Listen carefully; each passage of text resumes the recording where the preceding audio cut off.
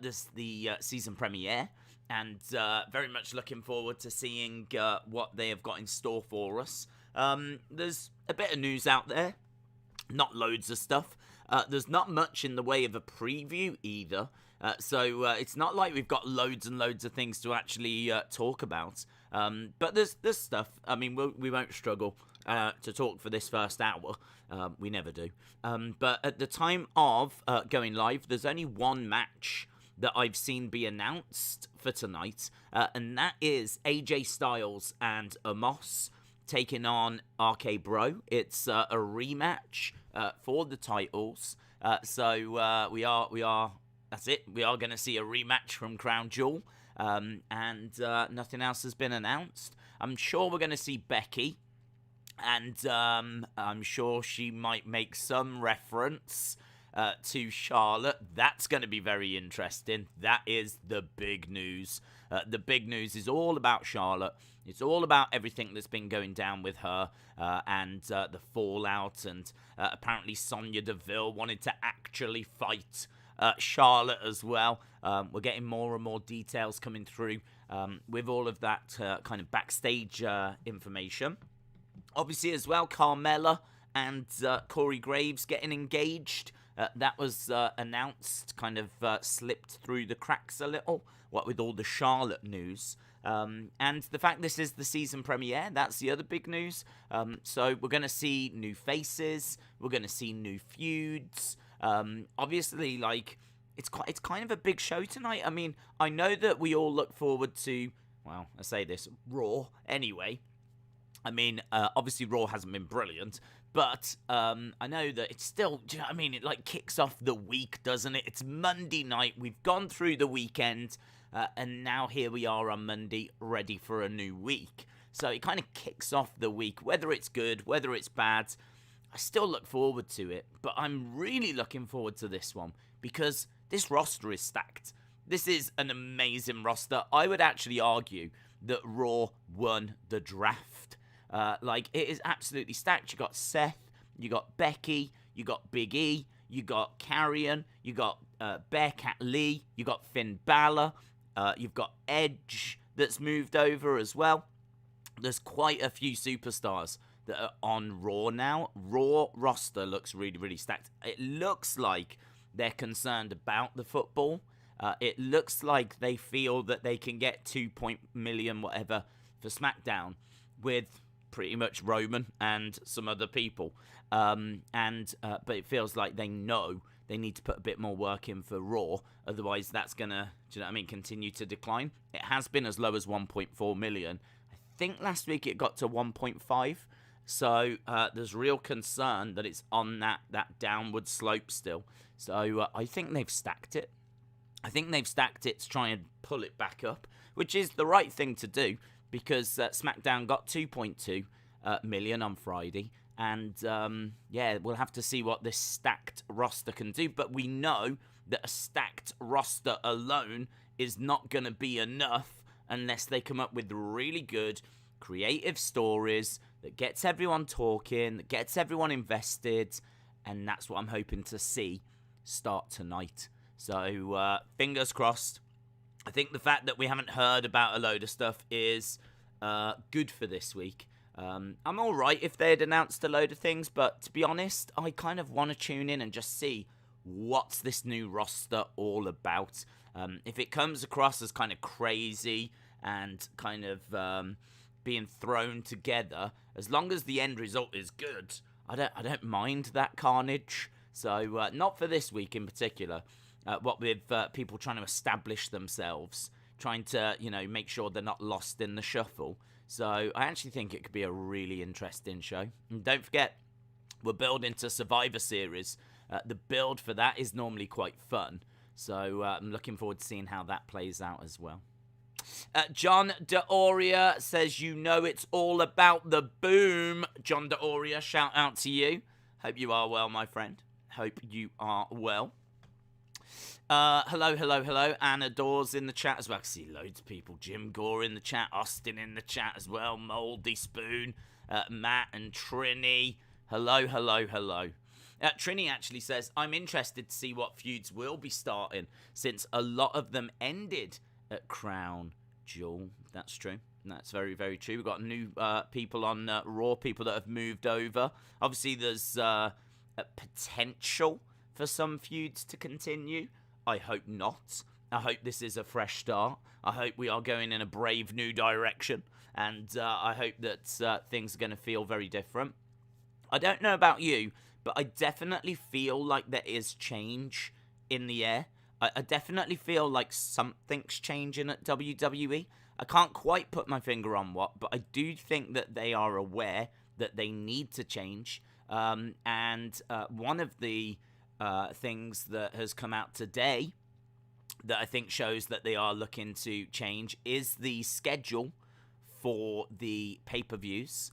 I did download it, but I don't know where it downloads. It's just my regular problem where I've got about 1 million files and it downloads to one of them and then I can never find it.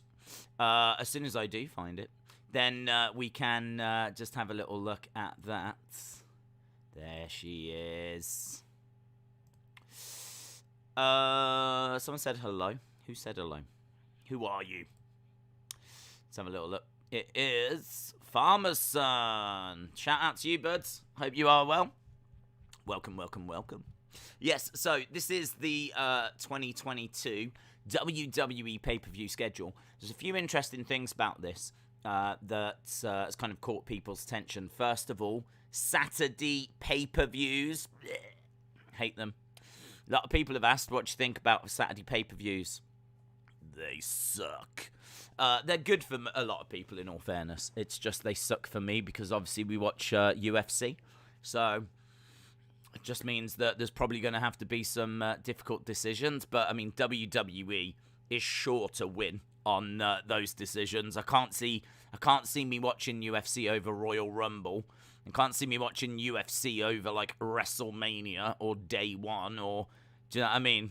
It just ain't going to happen. So I expect WWE to win, but...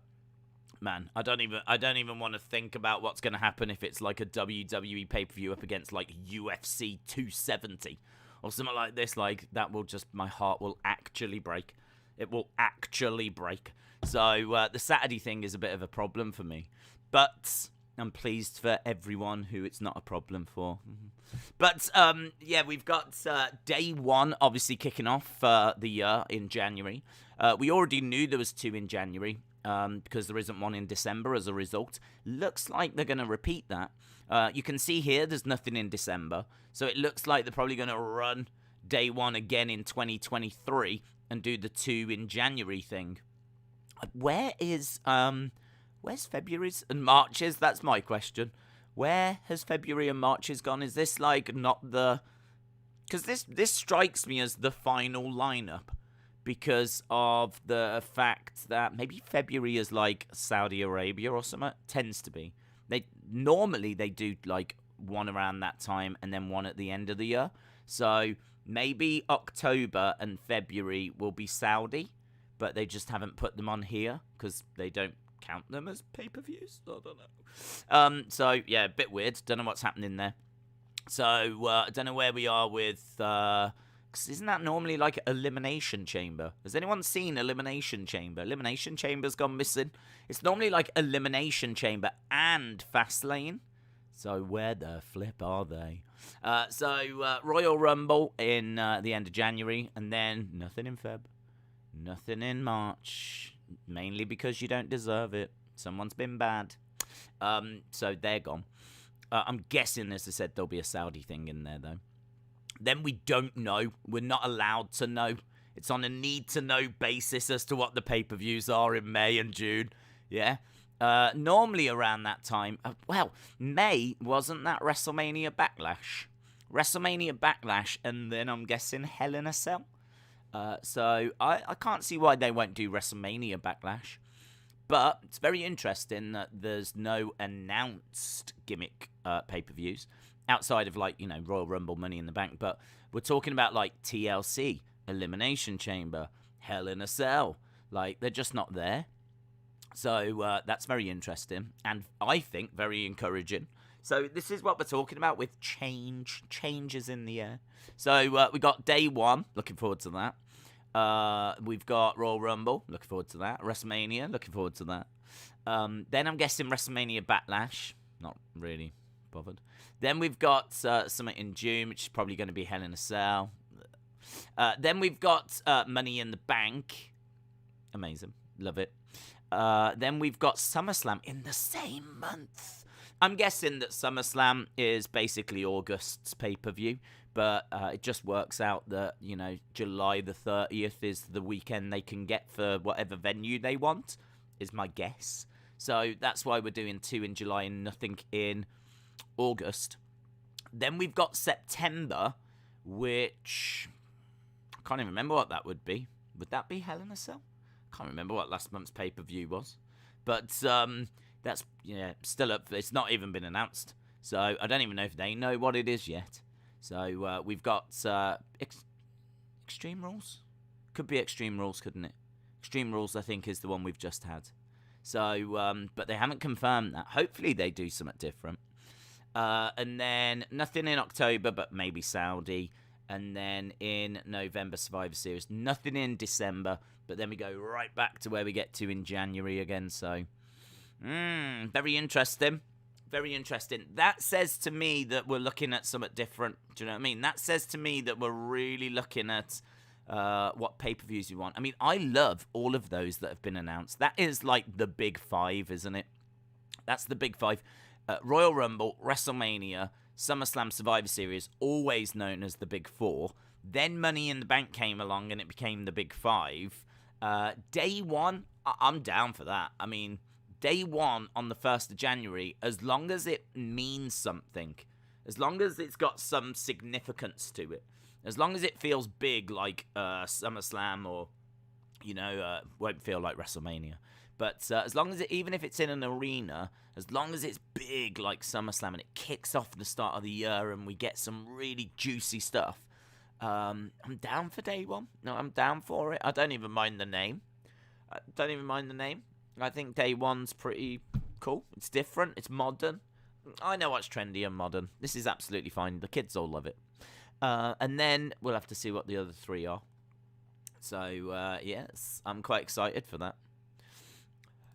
So that is the schedule. Day one sounds cool to me, says Delwyn. I like it as well. I like it. Royal Rumble on a Saturday is big for us in the UK. Sucks. But I'm pleased for you at the same time. Elliot says, I think nothing in August because Money in the Bank is a stadium show. SummerSlam is a stadium show. And suggestions are in September, the pay-per-view could be the UK show. Oh, I did hear that. Yes. Elliot, shout out to you, bud. There is talk, there are reports that is going to be the UK one. The September 3rd or September 4th, which is cool, isn't it? No, I'm cool for that. I love the fact they're doing a UK one, and I'm sure it's going to be a massive, massive success because I can tell you over here in the UK, we've been desperate for a pay-per-view for a long, long, long, long time, like something significant. So, I don't know what they'll call it, or I think Cardiff is the front runner, isn't it? So, yeah, that'll be good. Who would you want Roman to lose the belt to? I don't really have an answer to that anymore, to be honest. Not after the roster change. I always wanted it to be Big E or Finn Balor, but there's no one that jumps out to me on SmackDown. To be perfectly truthful, there's no one that looks like the perfect answer to me. I don't want it to be Drew. I don't want it to be Brock. I don't want it to be Kofi or Xavier. I don't want Cesaro because I don't think his promos are good enough. Nakamura, if we was to get rid of Boogs, then Nakamura might be my front runner. Some people might say Jeff Hardy and Willow, but it just doesn't feel like a main eventer to me. His match quality isn't all that, and they've never really invested in him in the past few years. He's had a couple of little pushes that have been very stop-start, but certainly nothing to get me excited. I mean, he is a legend, make no mistake about it, But I don't feel like he believably could beat Roman, if I'm being honest. Maybe when this Willow character starts, if this Willow character starts, then, you know, we could do some interesting stuff, and maybe we could build up Jeff Hardy to kind of get to that point. But I'm quite a long way from wanting it to be Jeff Hardy. So, yeah, there isn't an answer for me right now. So I'm very interested to see what they've got planned, to be honest. I'm guessing they're doing the Roman Drew feud, and it could be that Drew is the one, but I don't really want Drew to be the one. I don't really find him that. I don't like his promos. He's got a good look, but I think the sword's stupid, and I'm not a big fan of his promos. So I've got a feeling they probably are thinking that he is the one, but we'll have to wait and see. Sean Rossap said the September pay-per-view is slated for UK. There's a reason they didn't reveal the location for this one.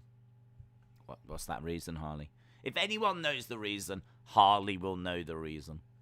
I wonder when WWE is planning to do a NXT UK takeover. Yeah, that would be interesting. It's been a while, and it'd be good to see Volta and Dragunov and Miko Satomura. It's a good roster, actually. It's a good roster. It's a shame they're just not on tour again. They're at the BT studios, so you have to go to London and go to the studios if you want to go to like the TV tapings. Before, they were going all around the country. They were on the road. So obviously they went to Birmingham. They did Plymouth. They did Blackpool. I think they were up in Scotland for a time as well. So they were kind of going all over the UK, which I kind of feel like is the right approach. The UK's not that big, so like, you know, you can get around it in a few hours. So I kind of think like it'd be good if they went back on the road as well, because I'd like to go. I'd like to go to some of the tapings. I went to the Birmingham one. I thought it was good. Hazza says, do you see Edge and Rollins feud continuing? I hope not. I don't mind if it continues for a few weeks, but I feel like they might give him the title. Seth Rollins would be a good person to beat Roman, but he's not on that show, is he? If Seth had stayed on SmackDown, then Seth might have been my choice, actually. Turn him face. Let's move away from this character. Turn him face and then have him be the one to beat Roman. You can argue that he doesn't need it, which is a very fair argument, because I actually think whoever does beat Roman probably should be someone that needs that real push into the main event. So, I mean, I'd love for it to be someone like Bearcat Lee, or for it to be Karrion Kross, or someone like that. But, again, they're all on Raw. They're all on Raw. Like, the Raw roster is absolutely stacked. So, we'll have to see. It's so difficult to know who's going to beat Roman. But I love that. That's good, isn't it? Because it's not like there's this big, obvious choice, which might be Drew. Might be Drew. I've just got to hope it's not Drew. Andros Hunter says, maybe the Elimination Chamber will happen after WrestleMania in June, but with other name like No Way Out. Maybe the UK show could be a revamped Rebellion. I don't know what they'll call it. Honestly, I don't know what they'll call it. Have you had time to catch up on football news? Yeah, I think I'm up to date with what's going on in football, what's going on in WWE. Kind of spent a bit of time setting up a few streams. We're going to be live on Football Days tomorrow with the Carabao Cup. So we're back over there after a busy weekend. Such a busy weekend. But a great weekend as well. Really enjoyed it. So many streams, so many talking points. It's really good, man. Really good. So I'm feeling good. I think my voice is there or thereabouts. And definitely ready for the week ahead. I'm also super excited that AEW is back on Wednesday, because I do not need that being on a Saturday as well. So that's coming back to Wednesday is good news. Whackin' Uribe says, would you have Cross beat Big E next year? To be honest, I don't know. I think I would have Cross become champion. but he needs change, and it feels like they are actually changing him. It'll be very interesting to see him tonight, because there's been talk that they are changing his gimmick. He's still keeping the helmet, but he might have different attire. I don't know if they're going to change his entrance music, but there was a great promo picture of him in like a great shirt, and he was like had a bag over his shoulder, and he was like walking down the street, and he did look like Dexter Lumis. He looked like a killer. So I'm really like, it looked like there was heads in the bag.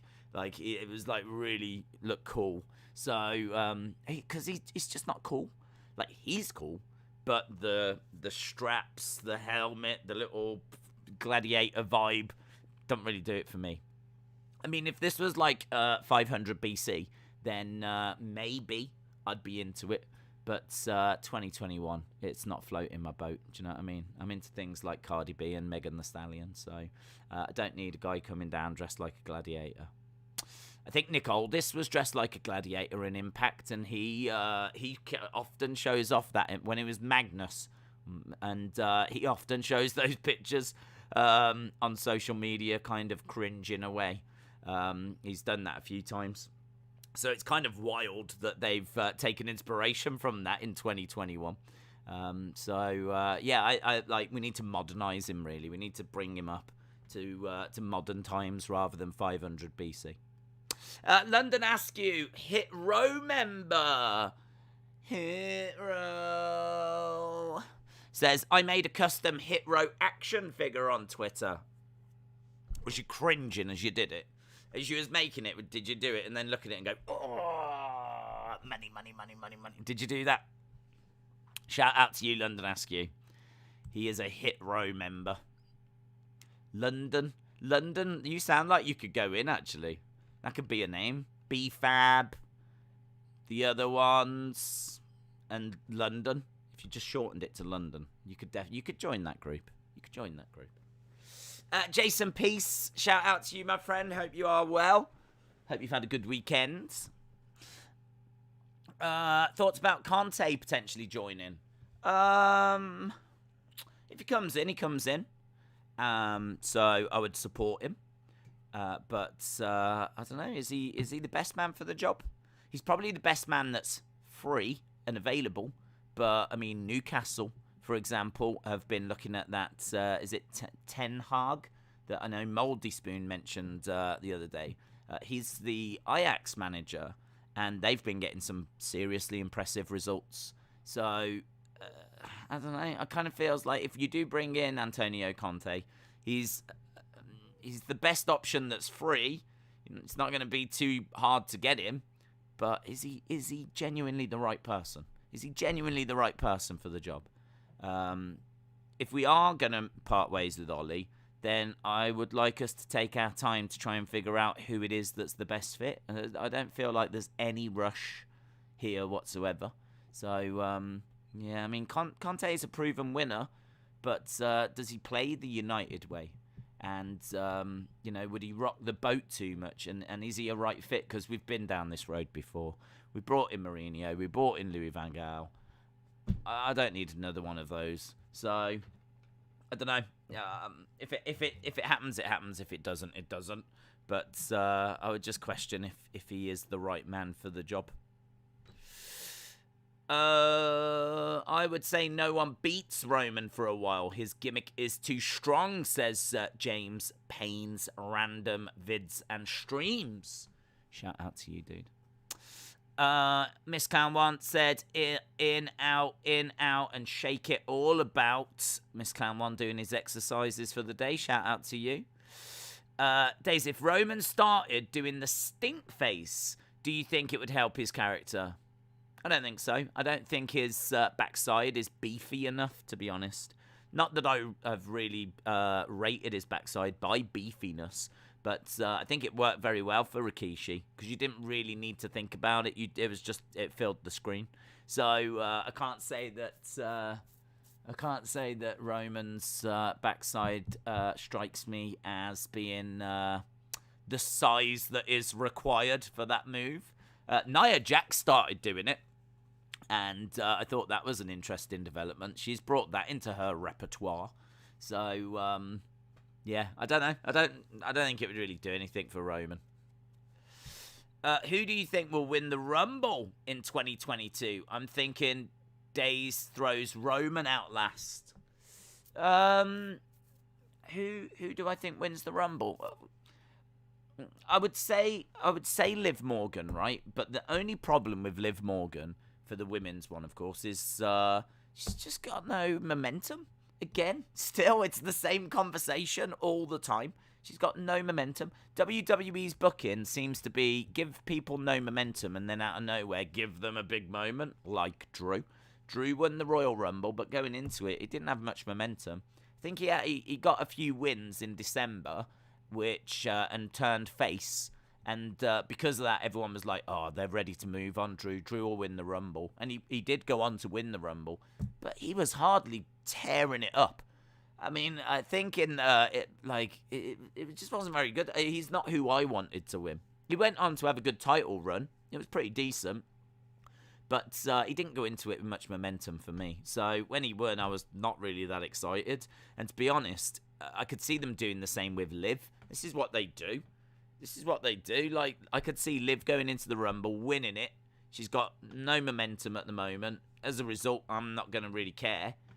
And then they'll book that. Hopefully, they book her well afterwards. So I wouldn't have Liv win right now because I don't think she's picking up wins. She's not involved in any feuds or anything like this. But I wouldn't rule her out for the Rumble because they could absolutely use that to build a new star.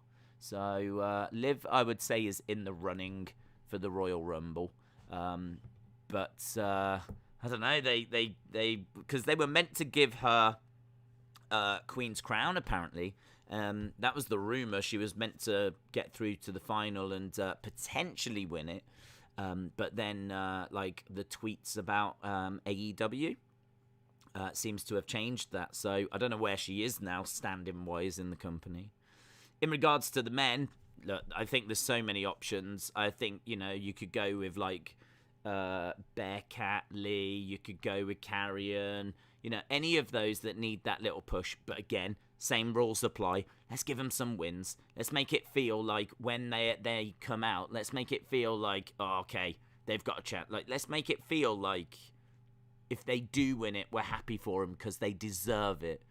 Like, that's what I want to feel. So I think the booking of them over the next couple of months is going to be very, very important. So whoever they've got big plans for in 2022, I hope they start moving on them now.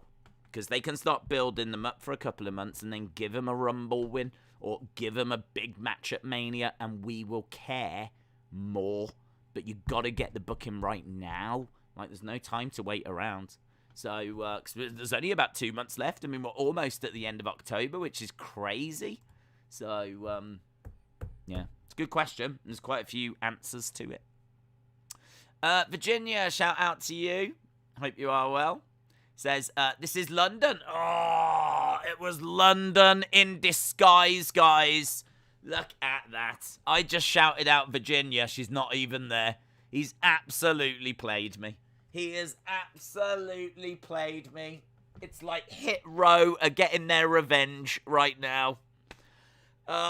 Shouting out people that aren't even watching. Unbelievable. This is like, I mean, in all fairness, it's my own fault because it is like literally the start of his comment. This is London. I'm working on B-Fab right now. Oh, okay. What you doing to her? Are you doing her hair or something? Shout out to you, London. Thanks for the thumbs up, London. I know it's you. Life advice. Don't overlook the hot dogs. Big life advice. JS17 said, important question. Have you ever been stoned like your idol Bob Marley? Do you know what? I haven't. I've never really got into, like, drugs and stuff like that. I've never smoked. I've never been a smoker. So I've just never got into it. I've been absolutely smashed off my face with alcohol many a time. I can tell you that. I was out for a big night out, and because I was working in retail, and we had a big visit, and I was out with like a load of people, and we was having drinks and everything. 4 o'clock in the morning. My visit was the next morning at I think they were there at 8. At 4 o'clock in the morning, I was just getting back to my apartment, absolutely off my face. I don't even remember getting back home. And when I woke up in the shower at 10 o'clock, 2 hours after there was like a big visit at my shop, 2 hours late already, I was in the shower, I was down, and like I was just completely out of it. I was still in my clothes in the shower. I was completely out of it, and my phone was going off with people going, where are you, and all of this. And I had to race down to the... Thankfully, I lived in Birmingham, so I was able to get there really, really quick. But, I was completely... I got there moments before they arrived. I was really lucky because I was actually out with the people doing the visit the night before, and I think they had had a bad morning as well. So I think we all had a bad morning, so thankfully I got there in time. But yeah, I've had quite a few times like that in my life where it was not good. It was not good. I don't remember getting home. It was like 4, and I had to get into work the next morning for 7. I mean, really, what I should have done is I probably should have tried to have just stayed awake and tried to have sobered up, have some coffee. I don't think going to sleep probably was the right idea. Well, not that I had a chance. I basically passed out.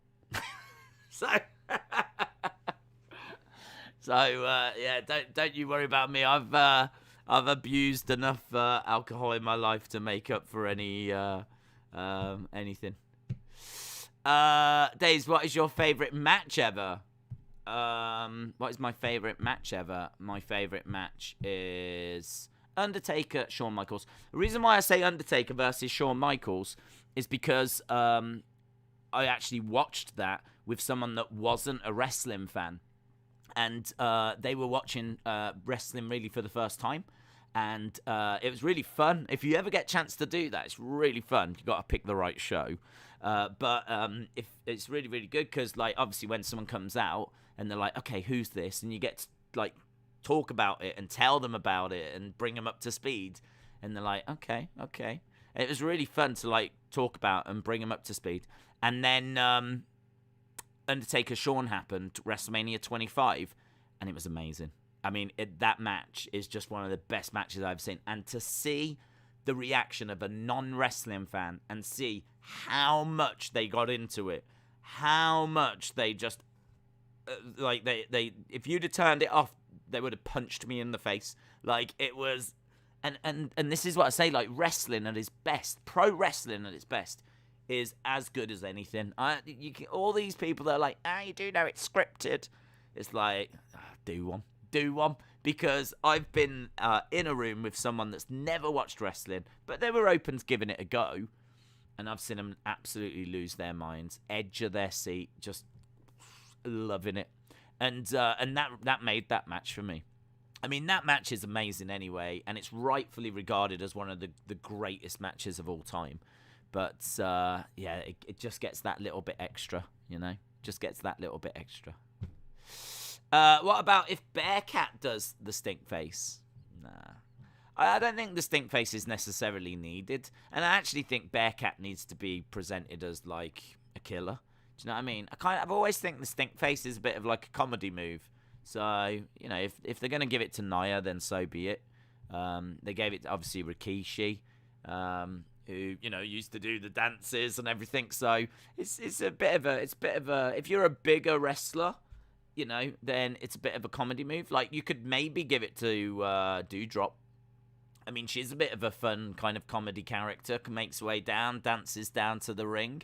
So you could give it to Doudrop, but I wouldn't give it to Bearcat Lee. I think Bearcat Lee doesn't really strike me as a comedy character. Strikes me as being more main event worthy, you know. So, your favourite match was Swerve versus Bronson Reed, says London Askew. That was not my favourite match.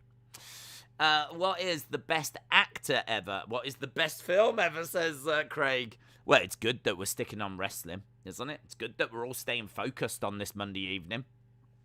Best actor ever, without a shadow of a doubt, is Tom Hanks. Everyone knows this. I mean, done. It's not even up for conversation, is it? Best actor ever, Tom Hanks. It just goes like that, doesn't it? Like, it's kind of like word association. You just, but it's the correct answer as well. Best actor ever, Tom Hanks. You don't even need to finish the sentence. It's Tom Hanks. It's absolutely Tom Hanks. You might get the odd person going, it's Al Pacino, it's Robert De Niro. Those people are what I like to call wrong, because it is absolutely Tom Hanks. So Tom Hanks is the best actor ever. Best film ever. That one's harder. I don't know that one's got a correct answer. So I'll say Cool Runnings. I genuinely don't know. I don't know. I don't really do films too much. I was actually thinking earlier I probably should watch a film. It's been a while since I watched a film. I couldn't tell you the last film that I watched, and I genuinely don't know. I know I did watch Parasite at Christmas. It's just how I roll. Do you know what I mean? Who doesn't like to sit down on Christmas and watch a Korean film that won like Oscar for Best Picture and is completely random? So I was thinking about like trying to watch some else, but there's not really anything that's grabbing me at the moment. I'd probably go to the cinema to watch the Bond one. I'd like to go and see that, but that's effort in it. That's more effort than I'm willing to do. So I probably will just wait for that to come onto Netflix or something. Shaun the Sheep is the greatest film ever. That film is actually amazing. I love Shaun the Sheep. I remember it getting amazing reviews. And I was like, all right, I'll give it a watch. And I watched it, and I absolutely loved it. It's one of those kind of animations that's like got some adult stuff in it. Not like, you know, the sheep don't get down and dirty. I wish they did, but they don't. And but it's kind of like, you know, Simpsons humor, where kids can watch The Simpsons, but the adults can watch it as well, and you know it works on different levels. The Shaun the Sheep film was like that. It was good. I really enjoyed it, and it got really, really great reviews. Really great reviews. Cross may be gone for a bit, considering him and Scarlett recently got engaged, says Liv and Zelina Stan. Erasure Mind says Parasite. It's a good film, Parasite. It's a good film. Didn't know where it was going. And I didn't actually even know the plot to it before I started watching it at Christmas. But, yeah, it was a good film. I can totally see why it won the Best Oscar Picture. And that's what... Actually, wasn't it No Man's Land or something that won it for this year? And I think that's on Disney+. And I keep thinking about watching that, but I don't know if that's going to be of interest to me. I don't know. You could never say I'm not a record breaker. I sound like a broken record every time I break a record. No one could ever take away the legacy I made. I never cater now. I got right to be this. Chronix Effect, shout out to you. Mattel said, run, Forrest, run. One Flew Over the Baby Oil is the best film, says Miss Clown One. Hasib said, who would you like to see Damian Priest feud with next? Personally, I'd like to see him and Seth, but Seth needs to fix up this gimmick, in all honesty. I could go with that. I think Seth's going to be one of the most highest profile heels that's going to move into Raw. I could see Seth and Big E doing a program as well, actually. So I could see it going that way. Let me just have a quick look at the Raw roster and see what other like high-profile heels they've got. Because if they got Bobby around as well, I mean, Damian Priest and Bobby might not be the worst. Just want to have a look, see what the heels are. I don't know if this has all been updated, to be honest. On their... Ooh, it has. Yes, they've got Veer on his own. We've got... Apollo Crews. What the hell do you do with Apollo Crews? Beck Lee. I don't know if he's a face or a heel now. Bobby Lashley. Obviously not Edge. Don't know what they're doing with Elias. Gable Stevenson's not coming in yet. Carrion. Don't know what if he's going to be face or heel. Kevin Owens back to being a heel would be fun. Could you imagine Damian Priest against a heel Kevin Owens? Be down for that. R-Chief Seth Rollins. Yeah, I would say Bobby, a heel Kevin Owens, or Seth. If Roman started doing the stink face, would it smell worse than Rikishi? I could not comment on that. It would all come down to diet. Hope you are well. Hope you are family well. I am in isolation as I've got COVID. Yeah, I remember you saying earlier, Edwards, stay safe. And as I said, just do whatever the NHS recommend. There's been quite a few people in the community that have had to deal with it. So I'm sure you'll be absolutely fine. But just make sure you're not doing anything stupid like going out and partying. Harry said, which AEW star would you like to see go against the WWE star? None of them. They're all dead to me because they've gone to AEW, even though some of them sadly were released by WWE and it's not their fault. But they've gone to AEW. They're taking Tony Khan's money. They don't deserve to go up against WWE superstars now. Although, again, some of them did get released and I do feel sorry for them. But if I was forced into it, if I had to choose, then I would say something like Asuka versus Serena Deeb. I love Serena Deeb. I genuinely think she might be the best wrestler they've got. When it comes to watching matches on AEW, I have been enjoying Bryan Danielson's, and I have been enjoying, obviously, Serena Deeb's. There are quite a few performers over there that I have no interest in watching. Like, I don't care for Anna Jay. I don't care for the Bunny. I don't care for the Bucks, really, to be honest. Or the Lucha Bros. Or Pac's pretty good. I don't mind Pac. Miro's pretty good. Darby Allin's good. I like Darby Allin. You could Darby Allin against someone would be good. Darby Allin against someone. AJ. I don't know. Darby Allin would be good. To be honest, a lot of the people that I enjoy watching are ex-WWE. But they have got some people that I think are good. Britt Baker, I enjoy hers. So, there's a few. I don't know if you heard of Roosh from Ring of Honor. He is looking to leave in January when his contract comes up. If you know who he is, would you be up to seeing him in WWE or AEW? I know of him. I haven't seen enough of him to comment. I couldn't tell you what dream matches I'd want to see from Roosh, but I know of him, and I know that he's been world champion over there. I know that he's highly regarded, and of the little clips that I've seen of him, I get the hype, but I don't know enough about him to say, yeah, my God, bring him in. That'd be massive. I don't think, I'm having to go back in my memory here. I don't think he's the biggest of guys. So, I don't know how that works in WWE. Maybe AEW would be a good landing spot for him, to be honest. So, maybe AEW. JS17 said, even though you know nothing about it, just give me a yes, no. Okay. Answer, will Tobey Maguire and Andrew Garfield appear in Spider-Man No Way Home? Yes. Yes. They will both have cameo appearances, and it is going to ignite the MCU universe and the fan base, and everyone's going to go wild. It's going to be everywhere. It's going to be huge. Yeah, and you are going to love it. So, yes, they will.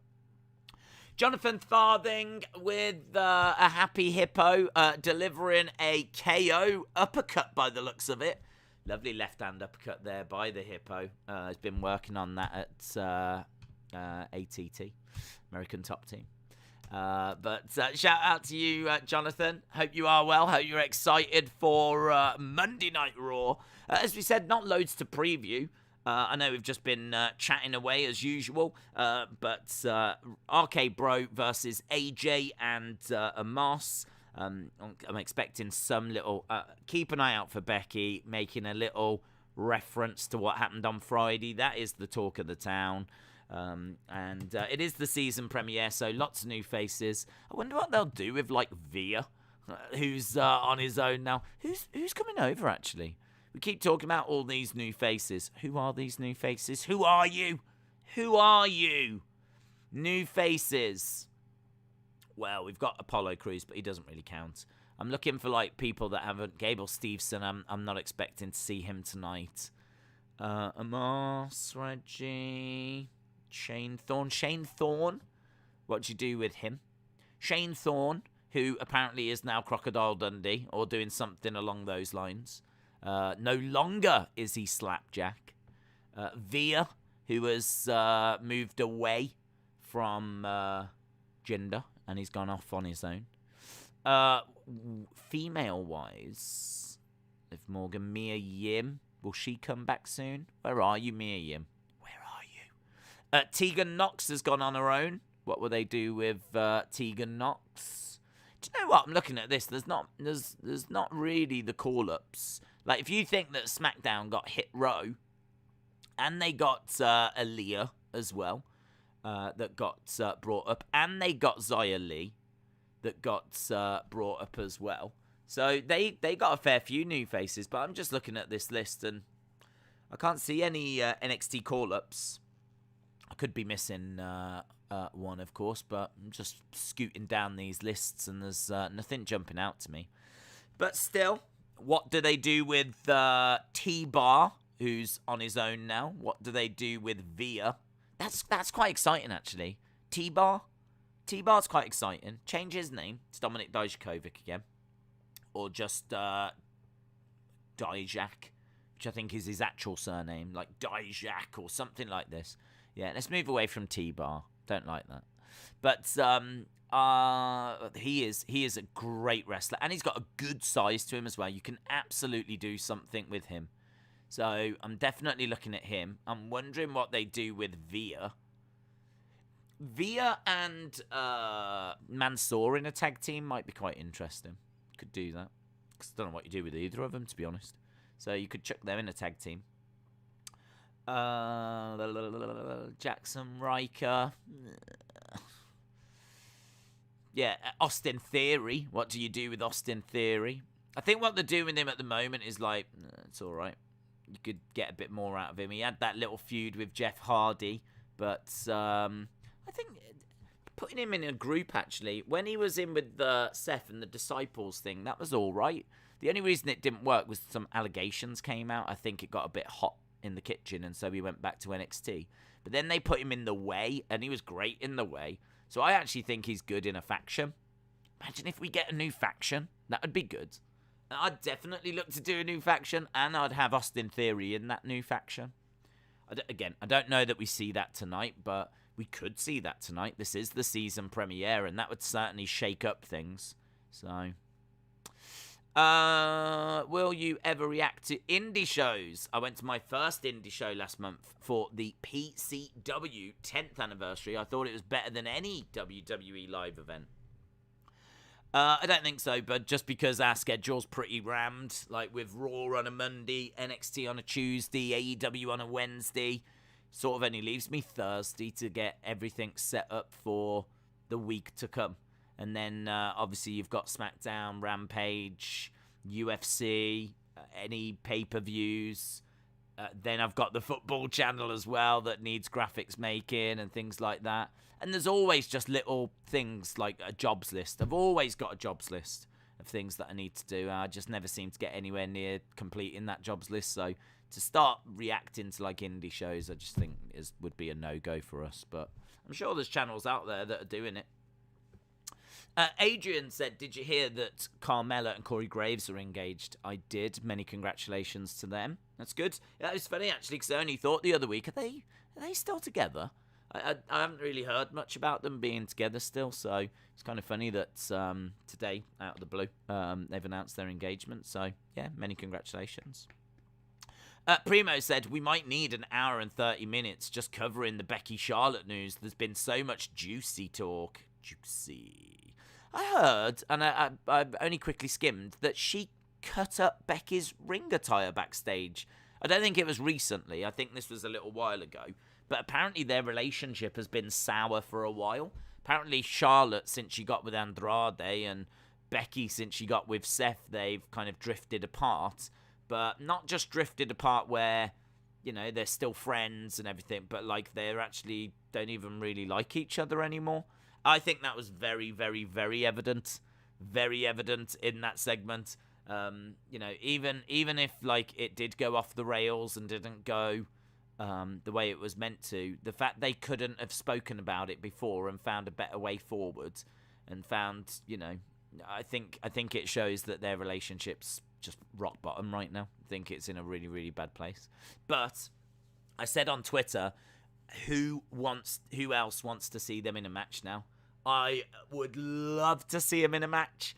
And the point was made on Twitter as well that, well, at the moment they are both champions, so they would face at Survivor Series. So I'm not saying that this story is fake. I'm not saying that.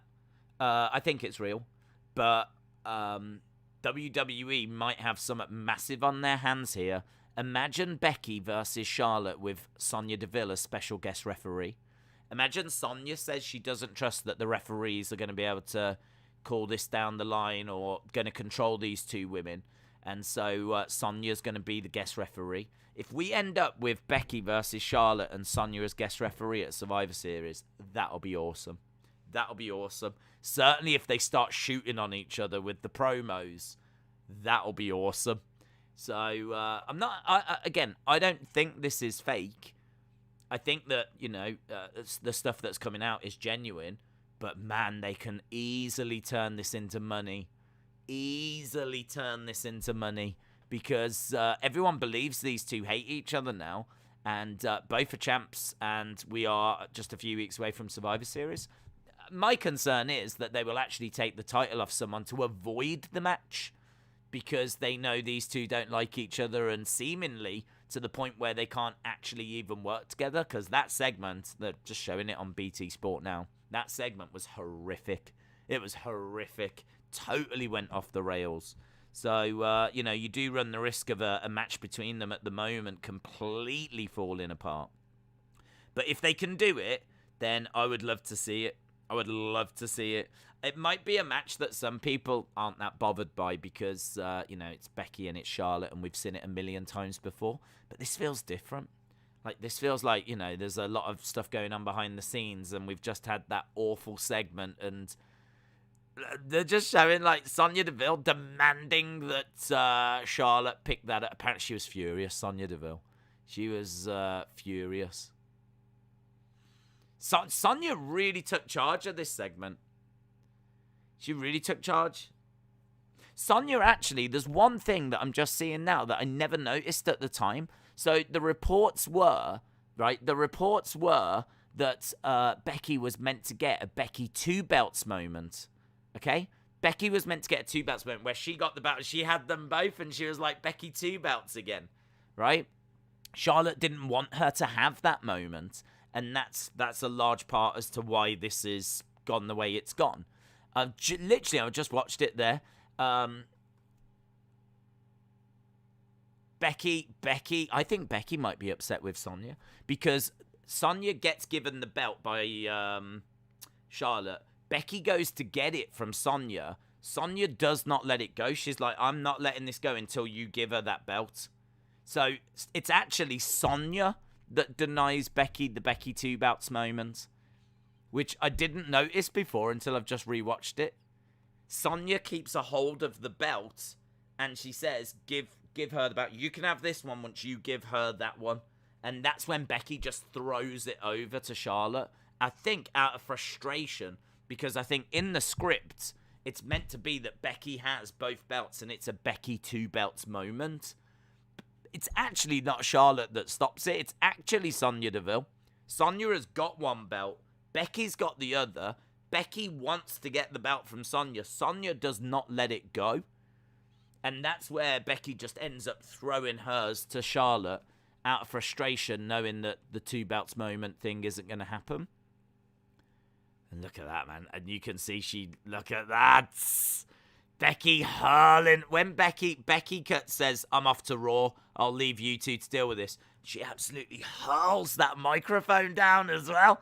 Becky is so upset at this point. So upset. And Sasha as well turns to Becky. She's like, bye, Becky. It's so good. It's so juicy, this story. I completely agree. Like, you've got to capitalize on it. You've got to capitalize on it. There's money to be made in this story. Brony said, Becky is a heel, but they want Becky to get cheered. It's awful, Bucking. Just turn Becky face already, please, and thank you. Sonya versus Becky at Mania confirmed. Well, it's funny, because I haven't heard any talk of Becky being upset with Sonya. I've heard she's upset with Charlotte, but I haven't heard that she's upset with Sonya. Apparently, Sonya wanted to fight Charlotte, so seemingly there's a lot of people backstage upset with Charlotte. But it was really interesting watching it back, because Sonya absolutely could have given that belt to Becky, and Becky could have had the 2 belts moment. You know, if you actually watch it back, Sonya has one of the belts. Do you know what? She's a really good authority figure, Sonya. She's a really good authority figure. She really is in control, and I think that comes down to the fact that she's, like, legit trained MMA, and she's had MMA training. I think she genuinely feels like she can deal with these women. She genuinely feels like she's the one that's in control.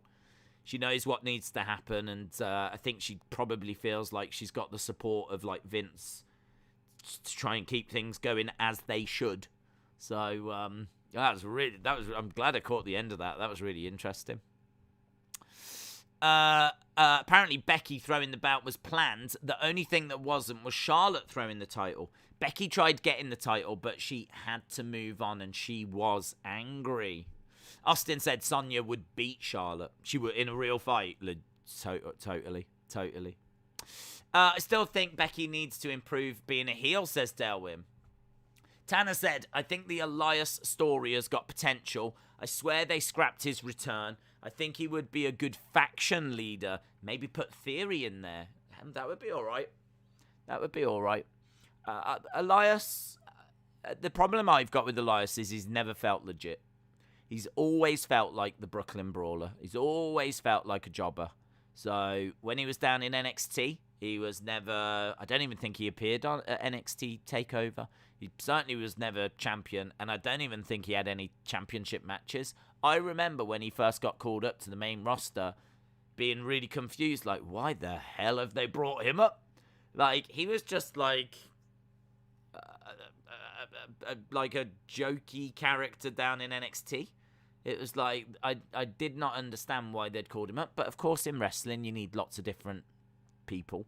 You don't need just the main eventers. You need to flesh out the bottom of the card. And that's exactly how he's been used, you know. The gimmick is he goes to house shows, hello, I am Elias, plays the guitar and gets interrupted. And then that leads to a match and the other person will win, and that's his job on the card.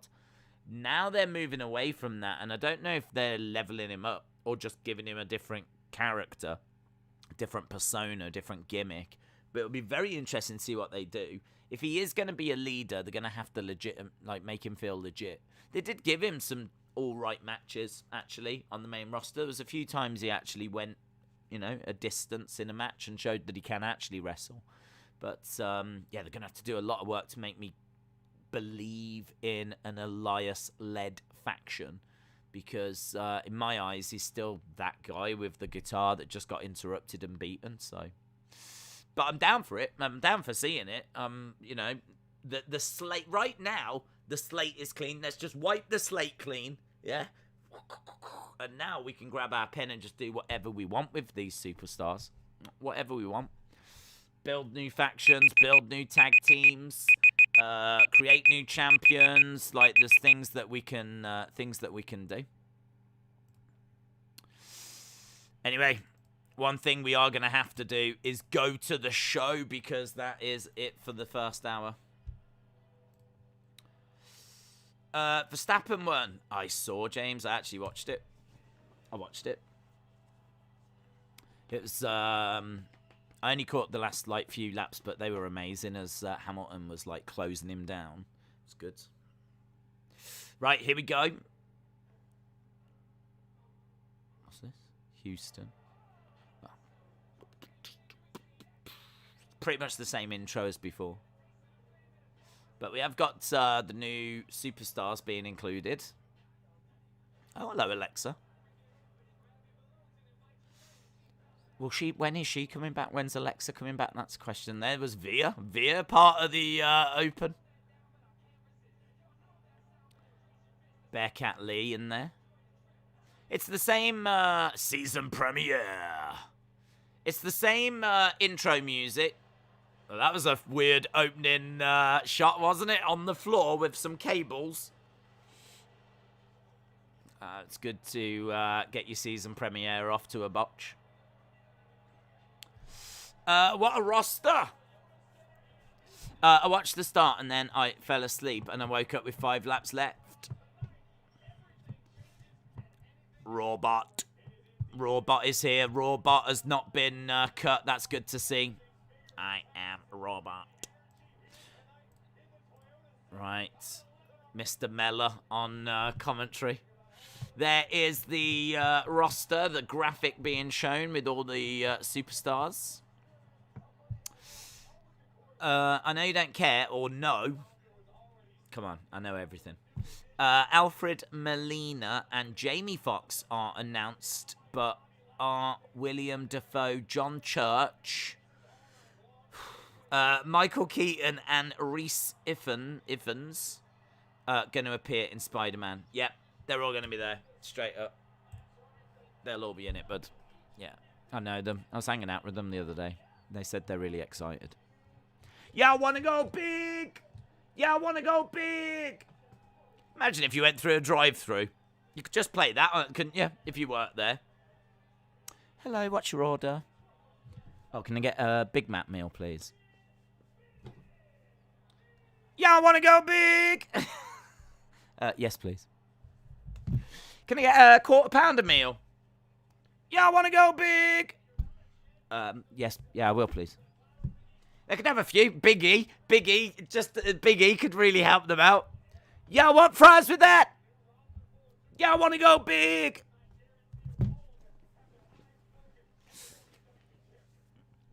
Well, Big E is in the ring, yes. Hopefully that's come across. Here he is, look, having a little dance.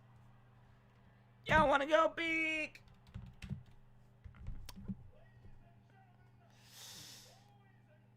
What's your favourite song on the phone? What's my favourite song on the phone? It's not where songs live. They live in the universe. You can listen to them anywhere.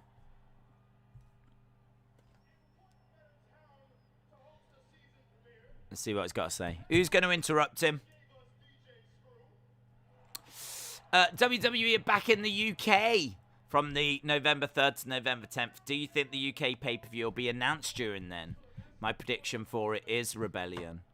It'd be a good time to announce it, wouldn't it?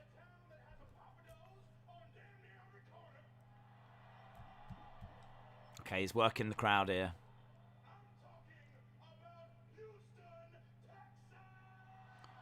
Houston, Texas, that's where we are, baby. Yeah, I want to go big. I love that.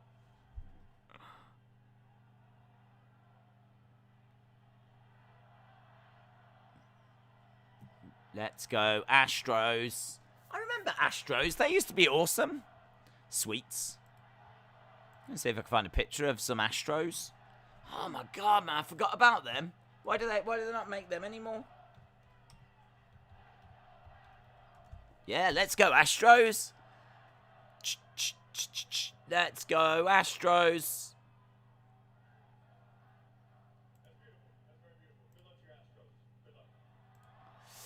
Big E says that is beautiful. Good luck to your Astros. I'm going to show you my Astros. Wow. That's what she said.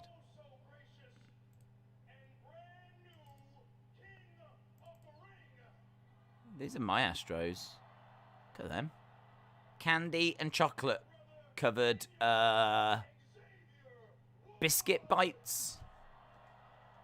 Xavier Woods getting mention. It was like candy, chocolate, and then like a biscuit thing in the middle.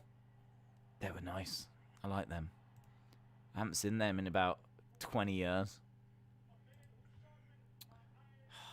Sometimes you forget about these things.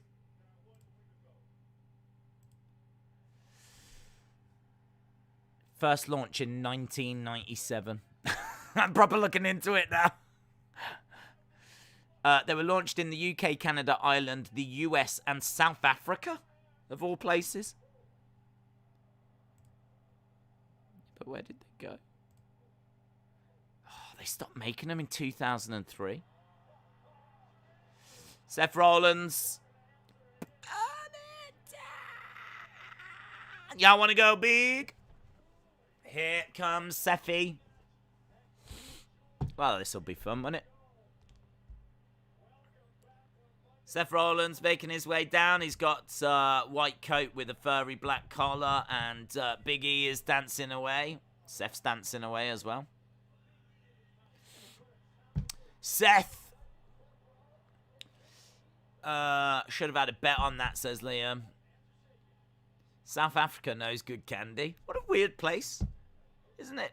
Like, well, it's not a weird place, but what a weird place to go. Well, we'll launch them in the UK, Canada, US, and South Africa. Why not? Astros for everyone. They were only around for 6 years, and I'll never forget those 6 years. 97 to 2003. I mean, like, basically covered the Attitude Era. Those Astros are the Attitude Era of the candy world. And then we moved into stupid, ruthless aggression era candy.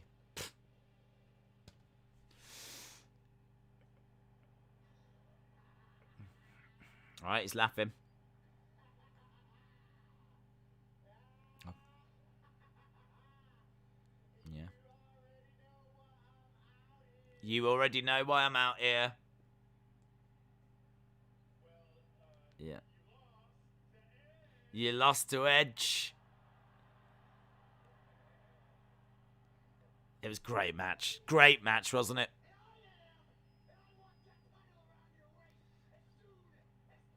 He wants that title. You lost to Edge. So that means you go to the back of the line. Back of the line for Seth Rollins. Back of the line. Do you think Becky Charlotte ego and hatred stems over who's on top in the company? Yeah. Yeah. But, I mean, wrestling is very competitive like that, you know? People, there is jealousy. It's only going to be natural as everyone's battling for certain places on the card. So, yeah, I think there's a bit of it. I think Charlotte's trying to carve out her legacy. Becky's trying to carve out hers. I think they were great friends, but clearly something has soured along the line. And I think could be a few factors in it, yeah? That could be one.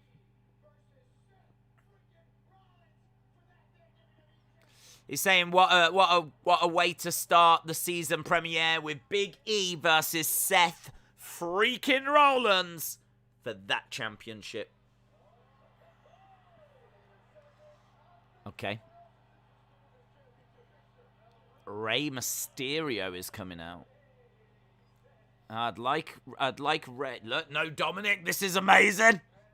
No Dominic. Clearly. Your vision is impaired. Oh, we don't need to go back to these two, do we?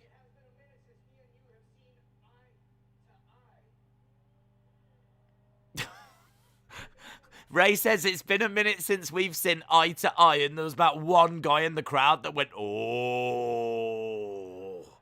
oh. My resume speaks for itself. Well, have you got that resume? Because Billie Kay used to bring hers. He's going down his route. Oh, don't list everything. We will be here a while. He has done a lot, in all fairness.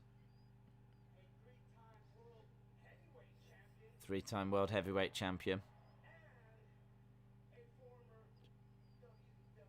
Former WWE Champion, indeed. Big E's like, I remember that. I remember that. He wants that championship one more time. And Big E's like, you want this? Okay. Okay. Just one more. He wants just one more. Finn Balor? Finn Balor is making his way. Are we going to like a triple threat or a fatal four-way? I feel like we are. Is Finn Balor? Ray. Hey, Ray. Nothing but love for you. Hey, Ray. Hey, Seth.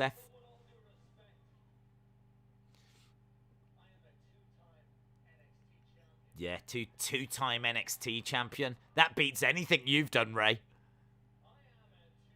Two-time Intercontinental champion. And he held the Universal for 24 hours. Oh, I like how he says that to Seth. That it was Seth he beat for that. It's one title I've never held. And now I'm here on Raw. Yeah, I want Balor to get it. Yeah, give it Balor. Let Balor have it. Big E should just give it to Balor right now. Kevin Owens! Ah! It is so stacked! Isn't it? The top of the Raw card is so stacked. Move away from this stupid red thing. I don't like this for him. I want to go back to the black shirt with the gaffer-taped KO. That was cool. This is too polished. You know, I don't want to be that guy, but I'm a former NXT champ. 3-time US champion. 2-time Intercontinental champion.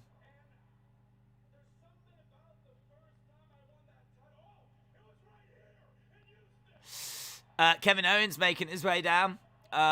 Who do you like more, the Braves or the Astros? The Astros. Mainly because of the chocolate. Seth and Becky on the same brand. WWE really doesn't want to split up real-life couples. Nah, they do. I know they try to avoid it.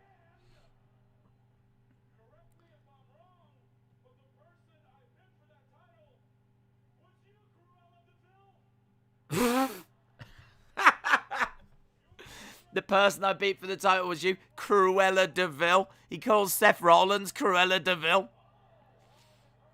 Good line. Good line. I like that.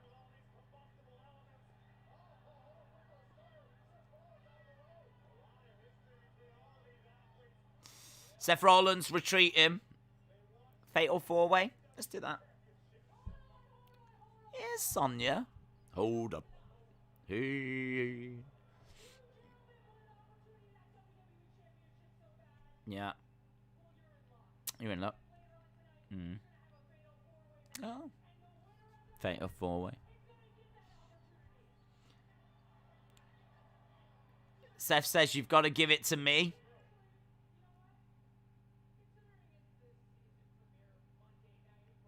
Yeah.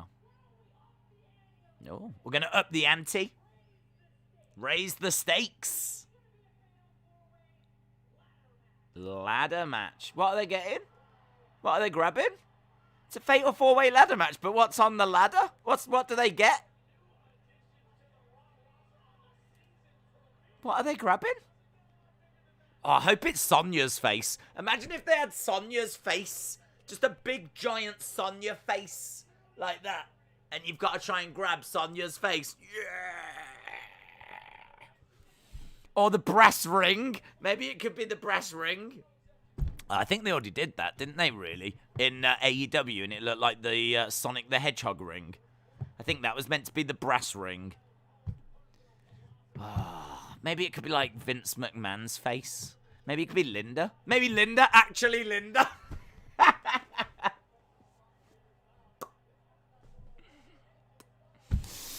What are they getting? A contract? No, probably. Boo! This isn't Money in the Bank. Stupid contract. It'll be a contract. Ladder match. Yeah, it's good though, isn't it? Fatal 4-way ladder match. Down for that. It'll be a contract that's up there. Why do they have to go and ruin it? They could put anything up there. Right, we've got Street Profits making their way out now. Bum, bum, bum, bum, bum, bum, bum. I want to go big. Dun, dun, dun, dun, dun. Street Profits in... Oh, I hate the green. I don't know what. I just don't like the green. Street Profits. Sonya in the bank match. That match will be good. Look at the competitors, says Airflow Games. Agreed. Are you a fan of wagon wheels? They have orange ones and they're disgusting. Do you know what? We never used to have wagon wheels. A lot of empty seats, you know. Lot of empty seats there. We never used to have wagon wheels in our house, but whenever I went round, like my nan and granddad's, they used to have them. So I'd have a wagon wheel whenever I went round theirs, and they were all right. Yeah, they were pretty cool. I didn't mind a wagon wheel. I don't know if you have wagon wheels in wherever you are. Again, I can show you wagon wheel. It's not really a biscuit. It had like marshmallow in it. I don't know what you'd say was inside it. It's like chocolate and then I don't know. Is it? It's not cake, is it? Don't know. We'll have a look. We'll have a look. I don't like talking about things and then not showing them. And now, of course, it's gone into a folder. No one knows what folder. Stupid. Goddamn. Yeah. It's somewhere. It's definitely in there somewhere. Good open, though. Good open. I like the... there's one. That's a wagon wheel. So it's like a circle. This is like a homemade one, though. It's like a circle dome thing. Hence, it's quite big, hence the wagon wheel thing. Like, it'll fit in your hand. And then I don't know what this is, though. It's like a biscuity, cakey, with a marshmallow middle, and they are nice. They are nice. Make me want one now. Man, this has just been about food, hasn't it? That's all this has been about. Sam Bellissimo said Kevin Owens is Mr. Linda in the bank. Oh, God, they should do something interesting. It is just going to be a stupid piece of paper, isn't it? It's going to be on a clipboard. Be a stupid piece of paper on a clipboard. Something like that. It better not be a briefcase, because this is not Money in the Bank. So, maybe it'll be like a bit of paper on a clipboard or something. Could be way more exciting. Could be a camel. Alex says, does Peacock stream this live? If not, where can I see it? It's not on Peacock, but the Peacock stuff is the pay-per-views and like the old shows, but Raw, NXT, SmackDown, they're all on TV. They're on USA Network. So if you've got the USA Network, it's on there. If you don't have the USA Network, then you might be able to find it somewhere like Watch Wrestling, but that can be a little bit hit and miss. I think they show it live. But it's not the right side of legal. Let's put it that way. It keeps moving around. So I don't know. I don't know if it's there or not, to be honest. Wrestle with Andy. Shout out to you. He says, what's your thoughts on Oreos?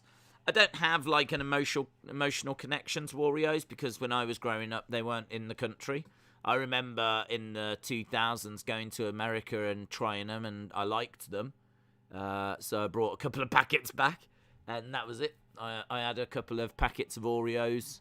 So for like a few weeks after coming back from America in the 2000s, I had some Oreos, but you could never find them in the UK. You can now. I believe we've got them now. I think they have come over now, but they're still not in our house.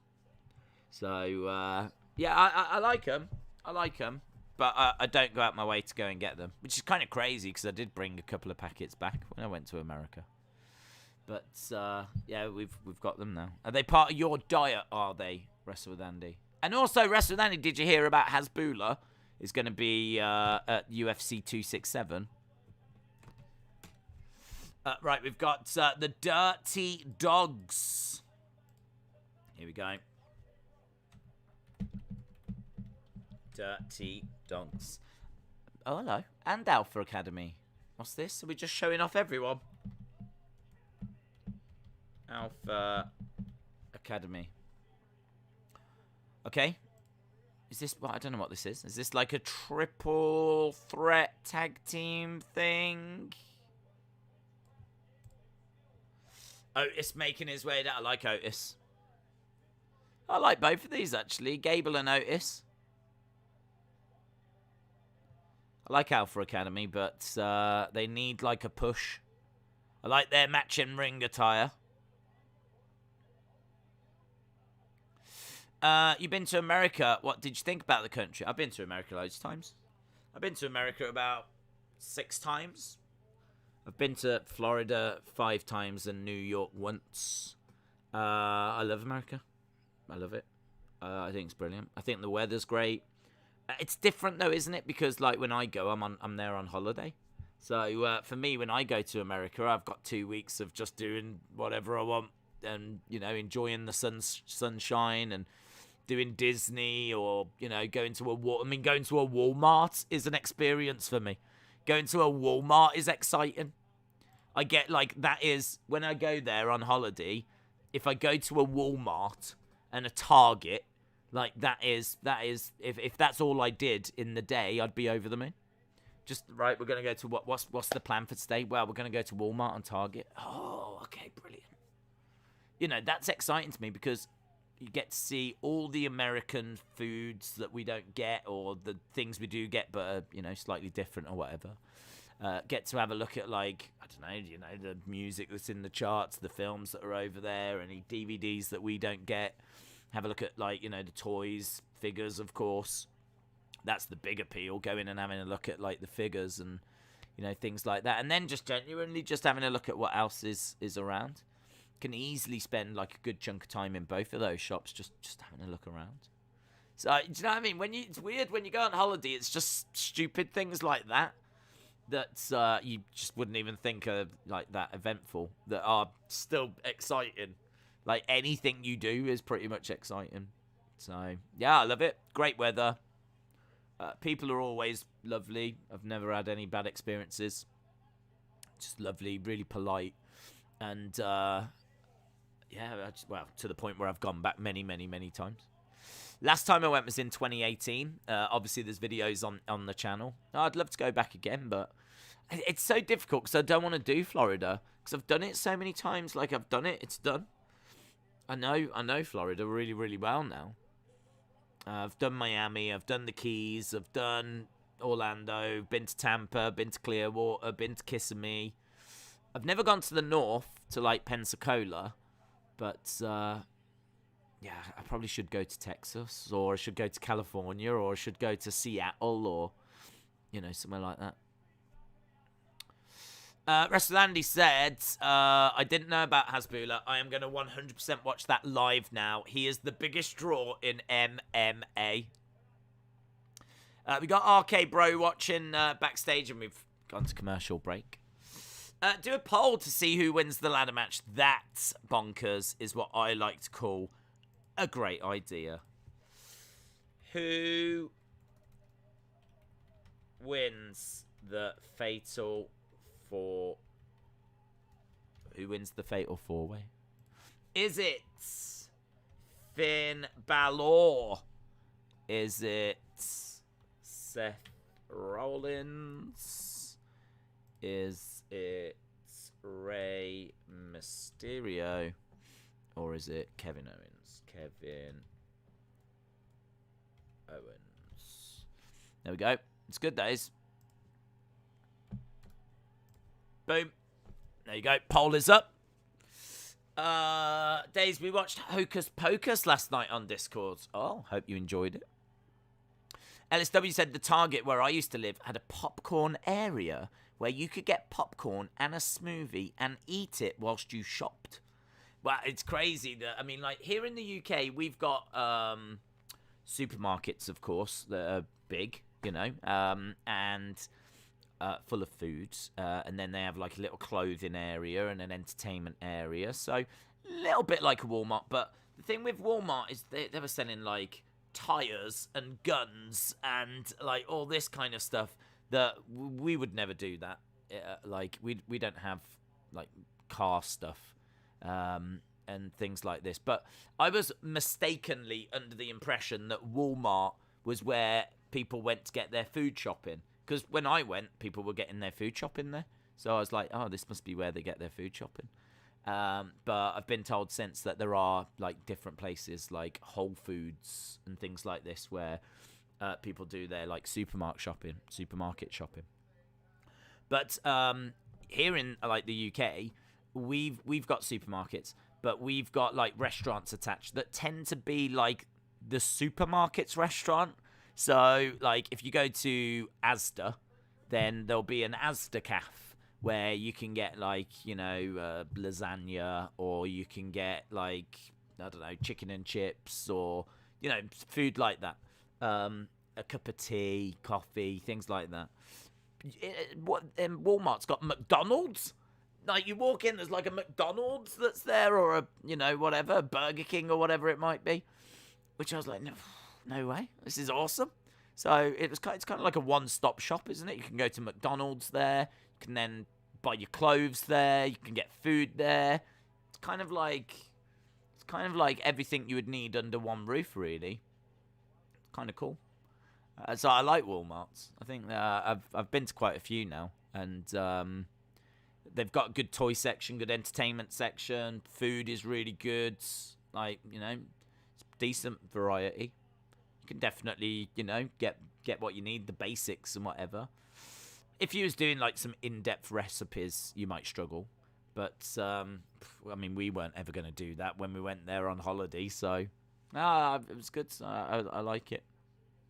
I'd like to go back and do a load more toy hunts, and if I do that, then obviously Walmart will feature once again. Legend Killer, shout out to you. James Chadwick said, I love chicken and chips. There is a McDonald's in my Asda in Manchester.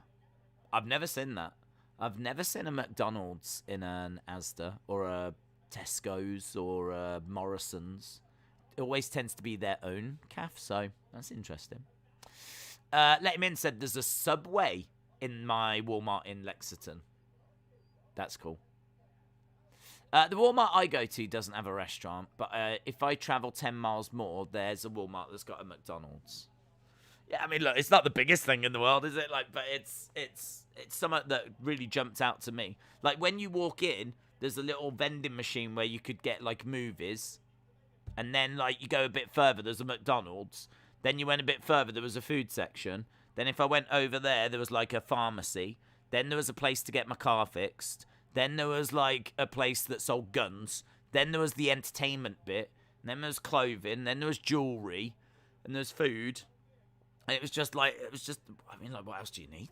Do you know what I mean? Like, honestly, I felt like I could get the horseshoes on a horse changed there as well if I took it in. I think they were selling, like, massive patios and things outside as well. There was definitely, like, this garden area that had, like, jacuzzis and stuff that they were selling. It just seemed like you could get anything there. It's like a bazaar. So, yeah, I've been to a few different ones. Obviously, they've got largely the same stuff in, but you need to do that when you're doing a toy hunt because obviously figures sell out, new deliveries come in, and so I was going there for that really. But it's good. It's eventful. I mean, do you know what I mean? I spent a day, well, days actually, just going to different Walmarts and Targets. Gets the ropes goes Montez. He goes through the ropes. Got Dawkins in the ring. Dawkins with Chad and Robert Roode doing a couple of... I forgot there was 3 teams in this. Out of nowhere, Dolph Ziggler just jumped in. Here's Dawkins underneath. Nice. Plants Chad Gable. 1, 2, and Robert Roode makes the save. This isn't a match that's really got my juices flowing. Let's put it that way. This isn't a match that I'm like crazy about. But I suppose it's a way of showcasing the tag division. Because you've got these 3 teams, and then obviously later we've got RK Bro and AJ and Omos in action. So there's 5 teams on this in this tag team division. Over the top rope goes Otis. Inzaguri kick by Montez Ford. Big strikes coming in by Roode. I loved Alexa Bliss's part in the intro, said Alexa Bliss Gamer. I thought you might. Airflow Games says Raw has been good so far. I'm almost finished reading a 900-page book. Ugh. It just sounds like torture. I think that's what they make them do in Guantanamo. Here's Omos coming down. Montez hurls himself at Omos. Omos throws... why does Omos come down on his own? Unless AJ's going to do a phenomenal 4. See that dude dressed as Stone Cold? Look at that dude in the corner dressed as Stone Cold. Proper gone for it as well. Roode's got the pin on Angelo Dawkins. And there's a dude next to him dressed... Is it a dude or a woman dressed as Hulk? There's 2 that have come dressed as Hulk and as Stone Cold. They look really good. Just behind Omos. I won Coldplay tickets. Luke, congratulations, dude. Their album's out now, isn't it? That Music of the Spheres. I was quite interested to give that a listen. That Higher Power song's alright. It's alright. So, yeah, congrats. Montez really thought he could drop him.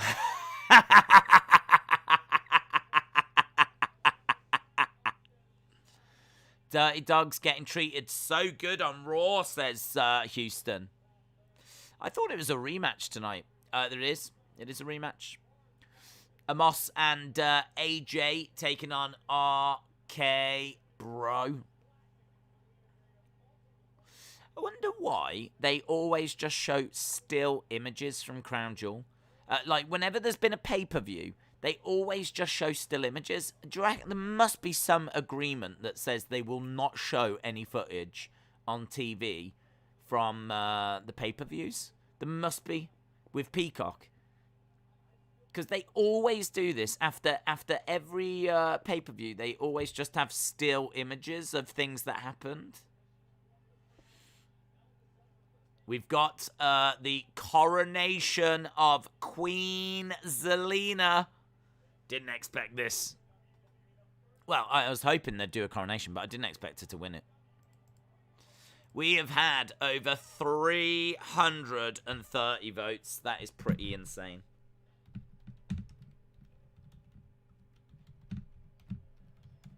Queen Zelina coronation. Queen Zelina. Dave's, my only issue with Conti is he'll play either a 3-5-2 or a 3-4-3. If 3-4-3, then Bruno might be out, whilst a 3-5-2 would mean the likes of Greenwood, Rashford, and Sancho at risk. Yeah, I agree. I've been reading a bit about his strategy, is because it's looking like he might come in. It's not confirmed, but Man United parted ways with their, I think their previous 2 managers that lost on Sunday, on Tuesday. So 5-0, United lost on Sunday. And, there's a lot of talk that Conte has been contacted. United are trying to figure out if they want to stick with Oli. And I don't know. I don't know what they'll do. I mean, they could turn around and think it's not the right time to do it. They might think that they can still salvage the season. I mean, we're still in the Champions League, So, I don't know. I mean, what conversation do you have with Ollie? I mean, I think they need the conversation with Ollie because I think they need to be reassured that he knows what he's doing and he knows what's gone wrong and he knows why it's gone wrong and it can be fixed. That's a lot of stuff that he's got to assure them on. I don't know if he's going to be able to do that. I don't know if he's going to be able to give them the answers they want to a satisfactory level. So it could be that he does go and that Conti comes in. But yeah, it will be an upheaval. I mean, it could mean the end of Wan-Bissaka, and it could upset quite a few people. So we'll have to see. The Royal Coronation for Zelina Vega is next, says WWE Best Champion 1. USA cannot show Peacock footage with Fox intellectual property on it. With Fox intellectual property on it. What does that mean?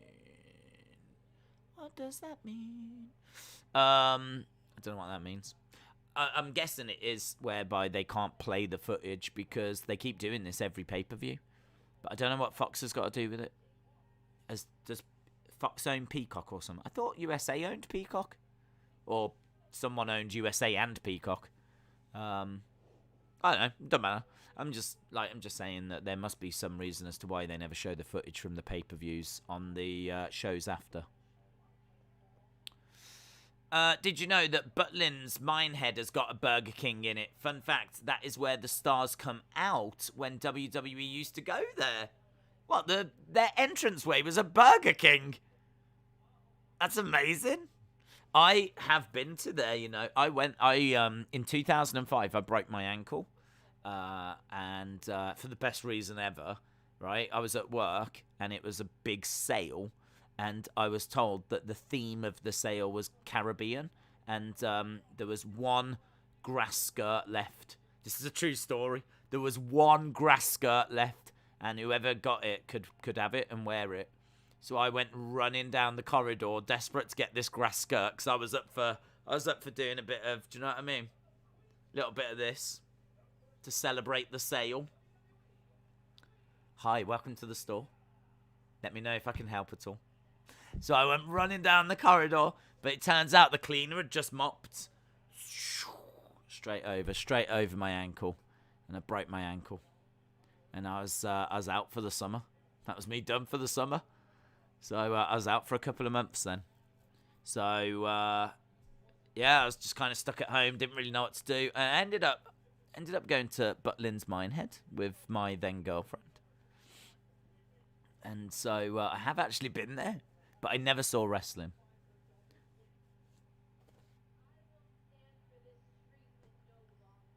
Right, here we go. Here's Zelina. What's this? How dare you? Yeah. Announce man.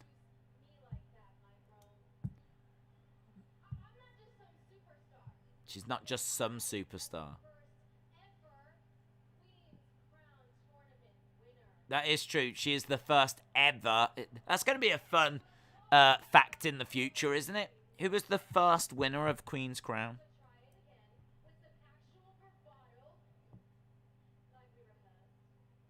Like we rehearsed. Slipped into English accent there. Like we rehearsed. Please do it again. She looks great, actually, you know. She looks really good.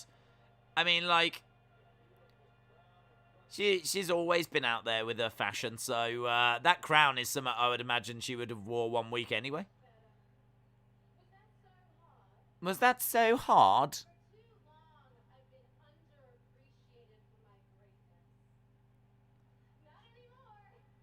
That throne looks massive for her.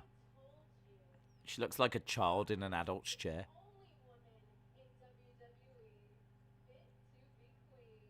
She said, for too long I've been overlooked, but not anymore. We're looking at the women's division backstage.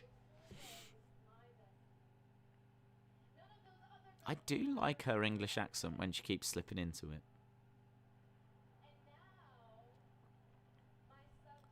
My subjects. That's you. That's all of you, that is. It's a decent English accent. It's very good. Yeah, it's very good. She sounds a bit like Paige when she slips into it. Thank you, thank you. It's a good-looking crown. It's a bit thick, that crown, for a lady.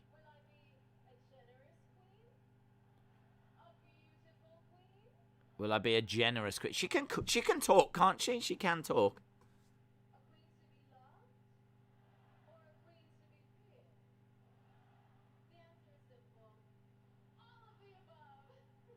She's Dewdrop's heard enough.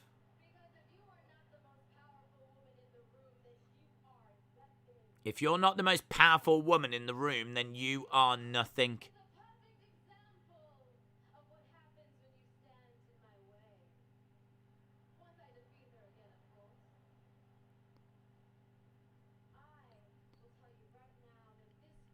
Has she got another match with Dewdrop? This crown proves I'm the best of the best.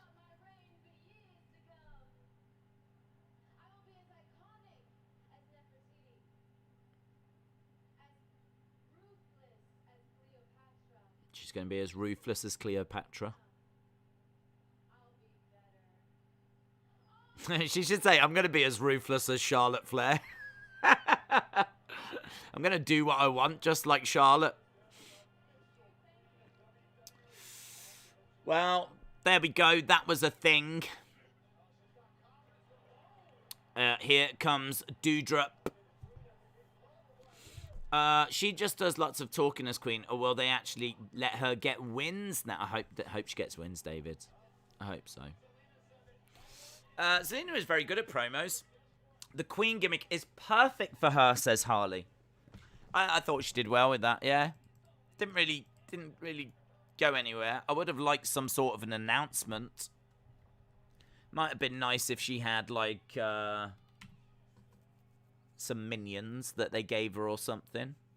Like she introduced someone to be by her side. Kind of feels like the queen needs someone to maybe boss around.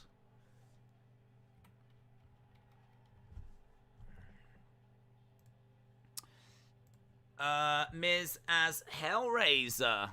Oh, what is it? Halloween week on Dancing with the Stars.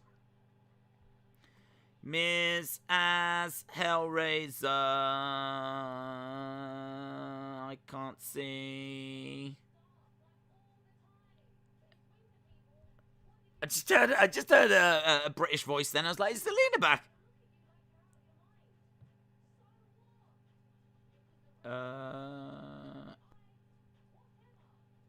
I can't see it.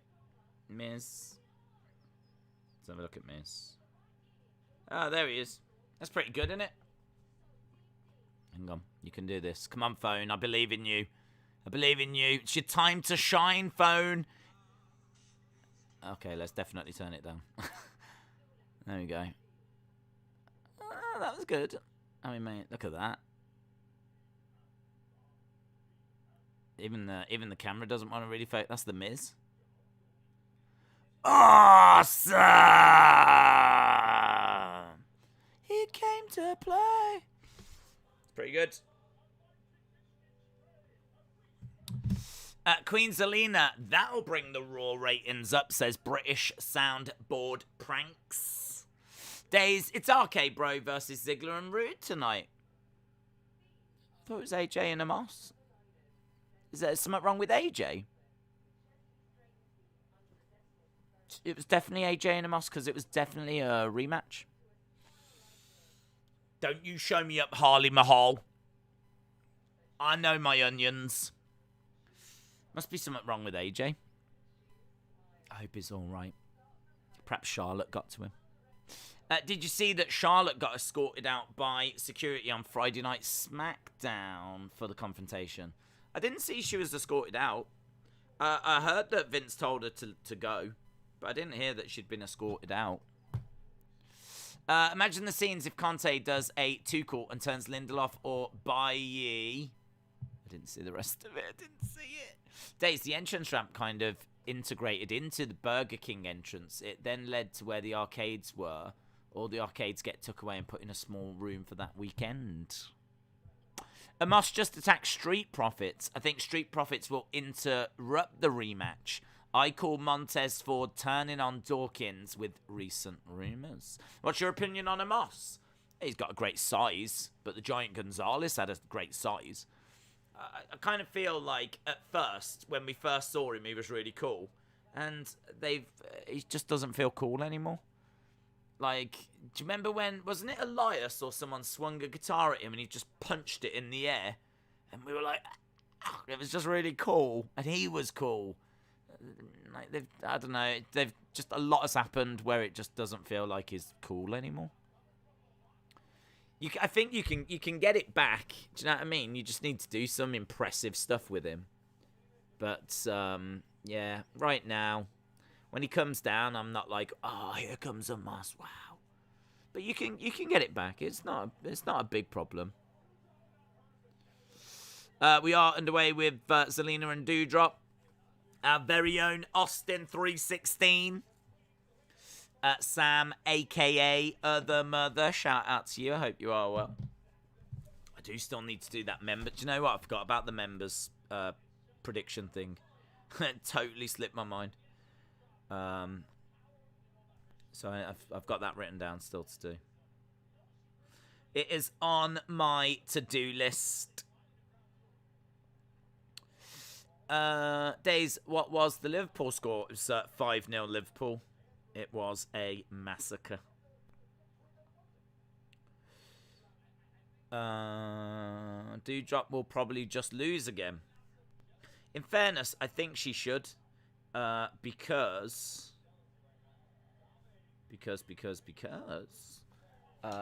Zelina's won. I mean, Zelina's won. She's Queen Zelina. I think, like, I don't want to see her lose now, because now she's just going to look weak. I don't really know why we've even got this rematch, to be honest. I wouldn't have booked this rematch.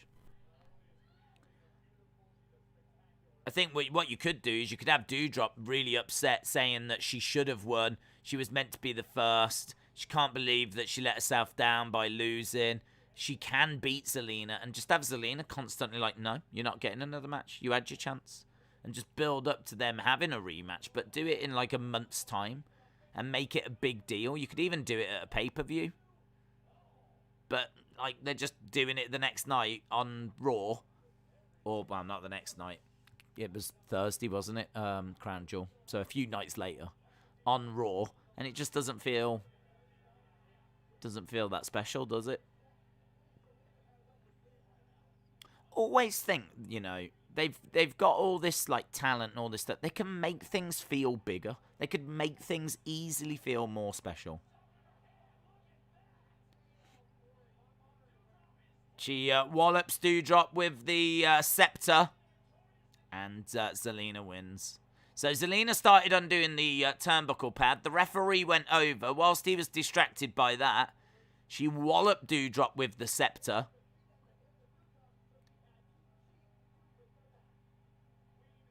There we go, Queen Zelina. I'm all right with Queen Zelina. I'm all right with it.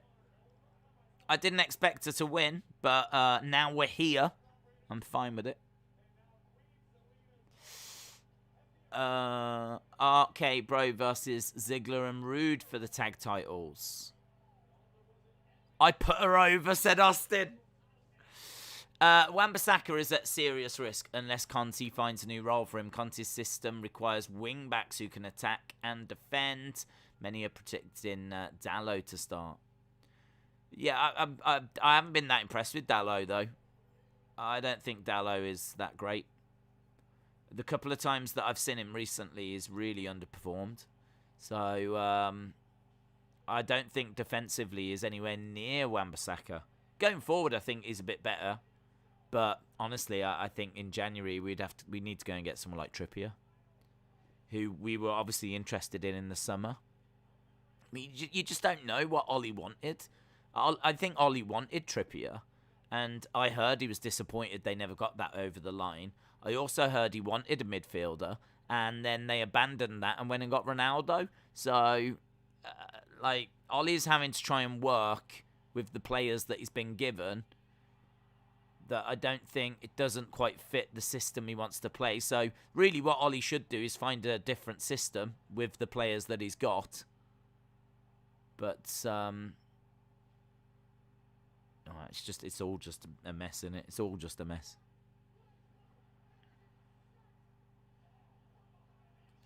We're just seeing what happened on SmackDown with Brock and Roman at the moment. We're getting up to nearly 600 votes. Nearly 600 votes. Baron Corbin is still the last person to pin Roman. Woo! Says Austin Flair. Why are we promoting SmackDown on Raw? Says Zoom Station. I have no idea, actually. I can only imagine they're doing this, and then on SmackDown they'll promote Raw on SmackDown. Perhaps they think that there might be some viewers that tune into Raw that aren't tuning into SmackDown. Maybe some people on SmackDown that aren't tuning... Well, we know there are people tuning into SmackDown that aren't tuning into Raw. I suppose USA are all right with it. Because Vince will be like, look, we'll promote SmackDown on Raw, and then on SmackDown, we'll promote Raw. And we know that they're getting more viewers for SmackDown, so I'd imagine USA are like, okay, that's a good deal.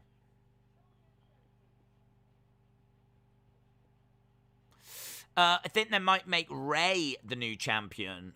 Think about it. Ray hasn't been champ since 2010. Does it really make sense to make him champ? So it makes sense to make him champion. What about you? Well, here's the man. This could be spicy. This could be spicy. I think Seth wins. I think I think that they're looking for a heel to go up against Big E. So Owens isn't a heel. Mysterio's not a heel. Balor's not a heel. Seth's the only heel. So my prediction would be Seth. Here is Becky. 1 belt. Big time Bex.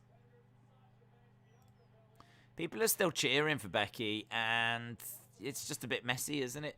Is she a face? Is she a heel?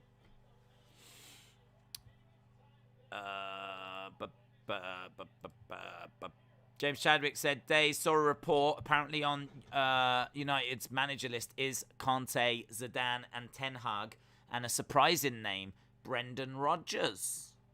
I don't know if Brendan Rodgers is that surprising. I think he's done an excellent job at Leicester, and we know that he is going to be able to do it in the Premier League. I mean, I've said before, Zidane, he's won loads at Real Madrid, but you could honestly take a pretty average manager and they would get success at Real Madrid with that team they had.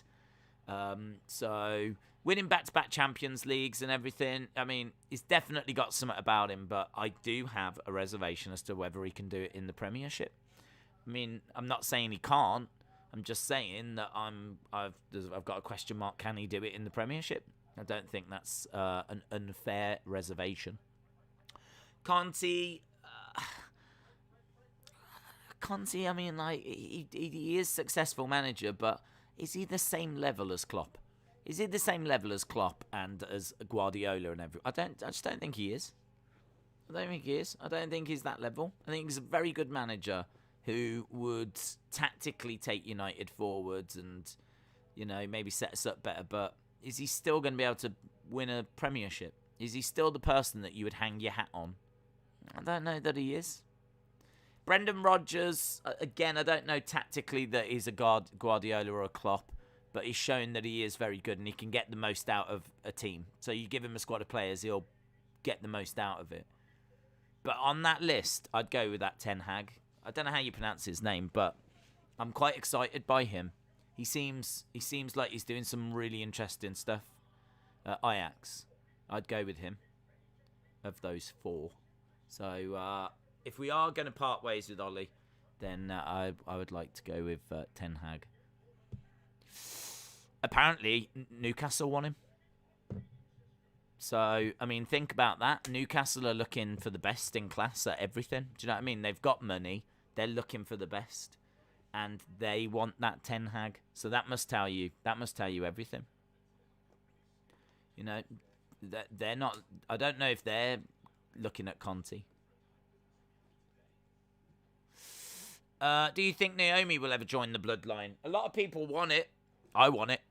I think it'd be really cool, but I don't want to say it'll never happen because it could, but I don't think it's happening anytime soon. She seems to be a face, and she's in this feud with Sonya, isn't she? So we're building towards that, so I don't see it happening this year. But once she's done with this, you know, could she get frustrated and turn heel and join the bloodline? Maybe. Maybe. I hope so. I'd like it. I'd like to see it. A huge positive about any manager coming is Donny will start getting chances. A lot of people will cheer for Becky no matter what. I love Becky as a heel and a face, and others do too. Yeah, it just doesn't really... it's not working. She's not being a heel enough, is she, to be a heel? But she's not being, like, a face enough to be, like, universally... She's kind of in between, and I don't know if that's a good place to be.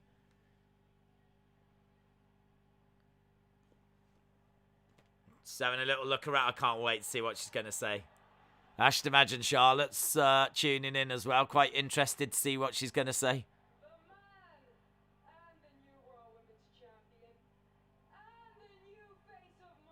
The new face of Monday Night Raw.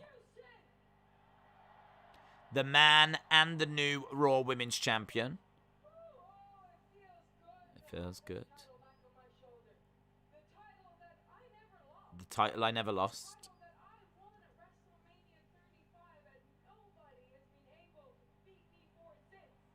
No one has been able to beat me for this since.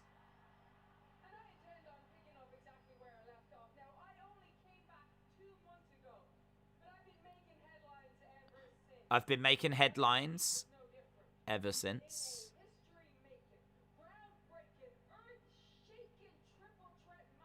Triple threat match. She can't help herself.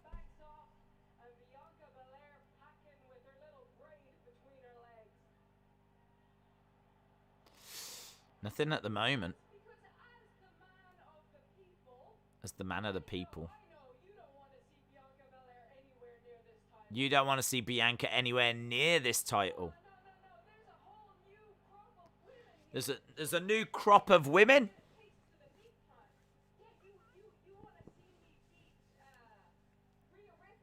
Rhea Ripley.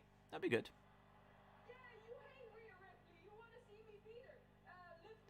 Liv Morgan.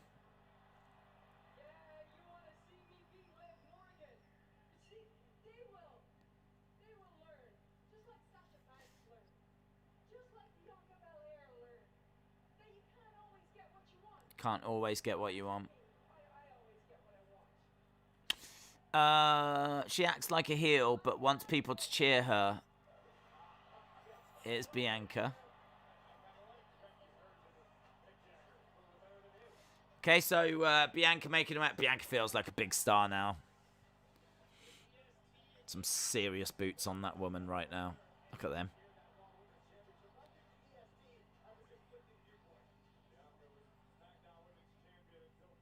I've got them boots. I think they might be my boots, actually.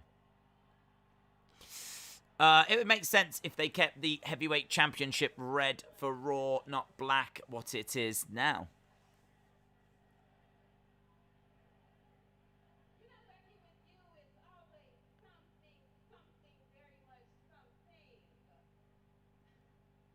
For you, it's always something, very much something. You didn't pin me.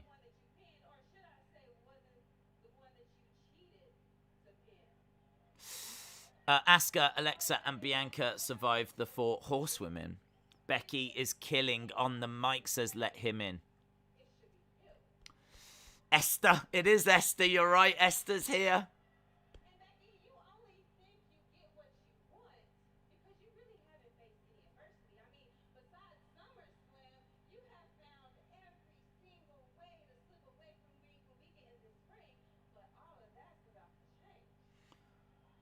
all of that is about to change.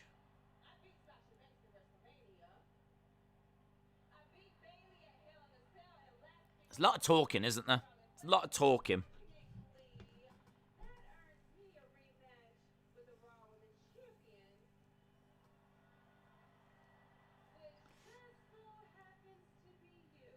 So, Bianca Belair says, I've earned my shot for a rematch.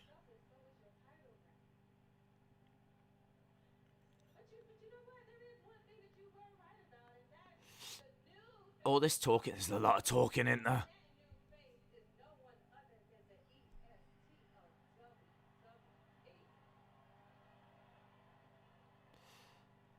Okay, so we got Bianca in the ring. We got Becky in the ring. They're both... Oh, hello.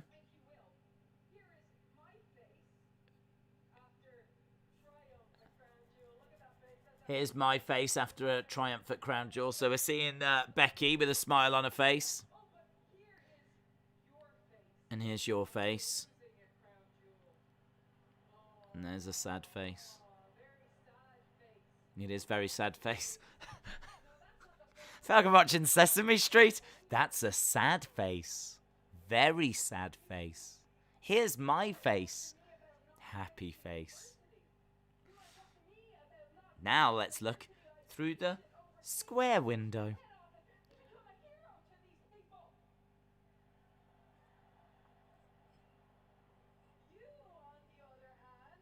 It's just bickering. The problem with these promos is it's like, I'm champ, you don't deserve a shot. But I deserve a shot because of this. No, you don't. Yeah, sort this in the back.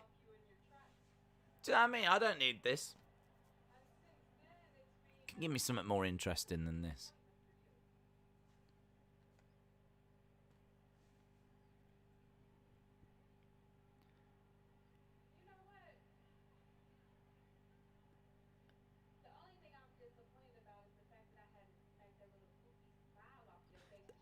Only thing I'm disappointed about is I've not smacked the goofy smile off your face.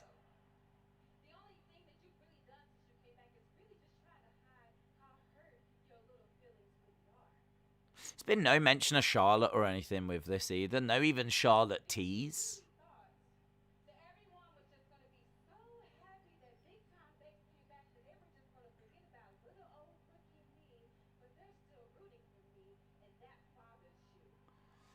They're still rooting for me, and that bothers you.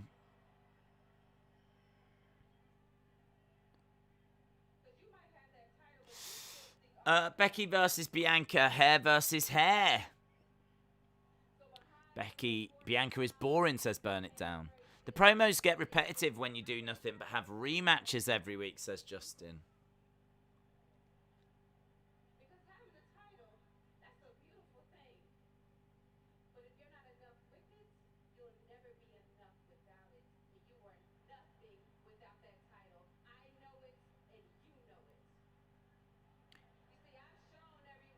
This is all like a bit Nikki ASH.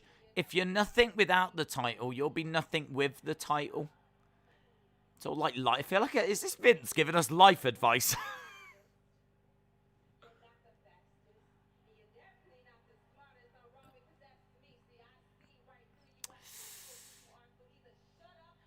This would be much better if they were sitting on a couch or at a table as a backstage segment.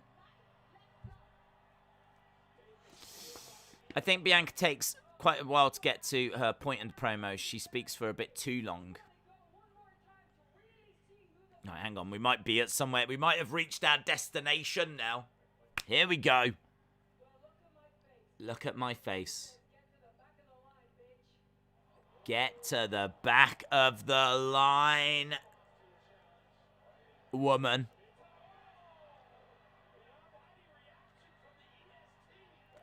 Well, Bianca did not like that answer, and now she's stomping on Big Time Bex. Spinebuster. Over the announce table goes Big Time Bex. Oh, she's so upset.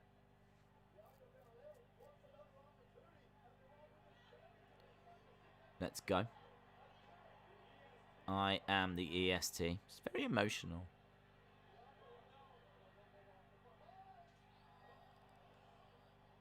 Becky with a kendo stick. Bianca, like, catches it with her armpit. Becky gets kendoed. Oof. You know that Seth backstage is loving this. It's like, yeah, hit her again. Hit her again. Kick to the midsection by Becky.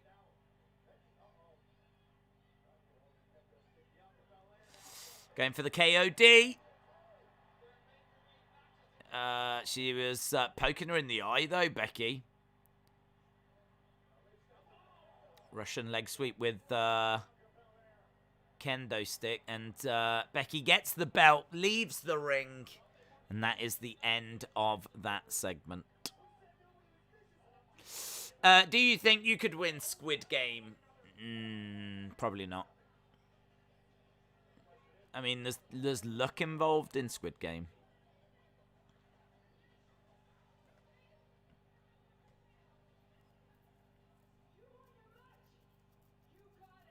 You want your match? You got it. You got it. But not tonight. You want your match? You got it. But not tonight. WrestleMania 45. Thank God that's over, says Miss Clown One. Bianca, same promo lines. I'm the fastest, the toughest, the EST of WWE. We have a draft so that we can have the same storylines. Yay! Winning. What's your favourite Bob Marley song? No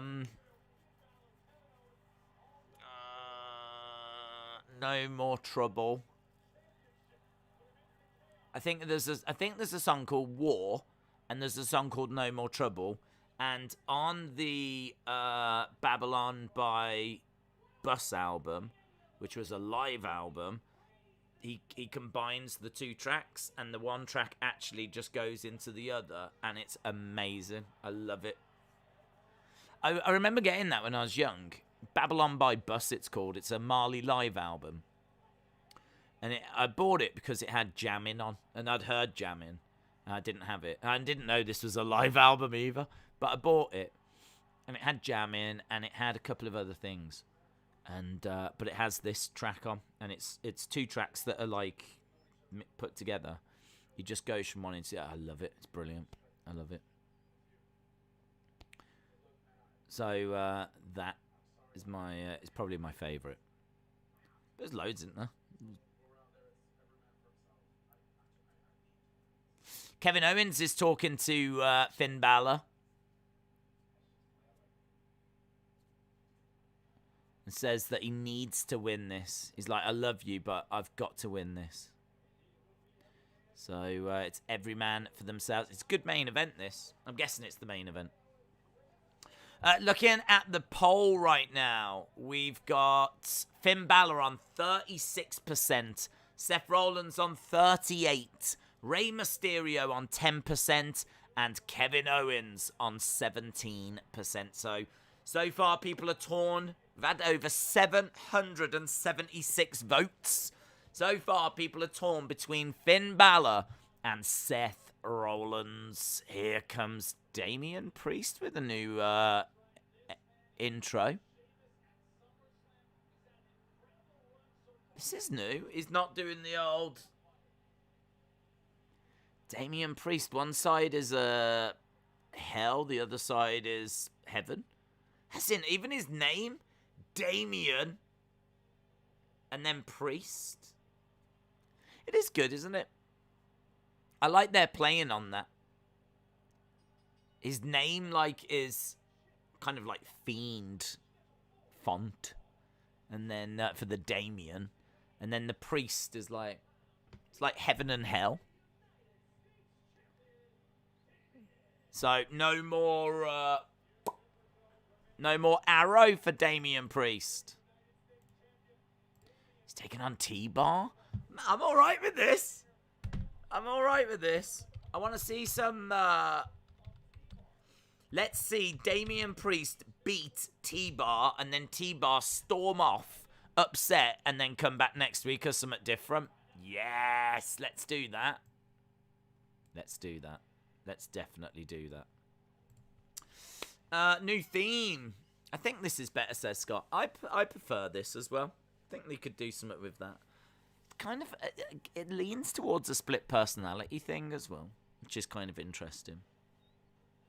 I don't think they'll go there, but Austin says, Dawn. Ah, well done. Dawn is definitely a word not used enough. Dawn. I wish you'd have gone darn it. Darn it. Dang it. Oh, darn. Darn. The old theme was so perfect. Oh, darn. Gosh darn. Can you please start using gosh darn? Gosh darn it. Ah, we've got to go gosh darn it. Gosh darn it needs to come back. Gosh darn it. The old theme was so perfect. Darn. How long have you been using darn? Please respond. I say dang. Dang. What albums do you currently have? I don't mean. What do you mean? What albums am I currently listening to? Nothing really. I'm looking forward to the new Sea Power album, which is they used to be known as British Sea Power, but they took the British out because they were saying like that it was sending the wrong vibes. So they just go by the name Sea Power now. But I do like British Sea Power. They're like an indie band from the UK. I like them. And they've got a new album out in January. So I actually pre-ordered that about 2 weeks ago because it's £10, but it's signed. You can get that now if you actually go to the artist's website and buy the album. Because no one really buys albums anymore, it's all on Spotify or whatever. If there's someone that you really like, there's a chance that if you go to their website when they've got a new album coming out, you might be able to get like a signed copy, if that's something that interests you. I'm not really not crazy about signed stuff. I used to be. I'm not really that bothered by it anymore. But I don't know. I just happened to be on there and I saw it and I was like, oh yeah, why not? Why not? So, I pre-ordered that. So, haven't really got much that I'm listening to at the moment. I'm so out the loop with music. I'm really, really out the loop. I do a really bad job. If ever I'm doing stuff, always put on podcasts. I'm always listening to podcasts. So, listening to new music, I'm really bad at it now.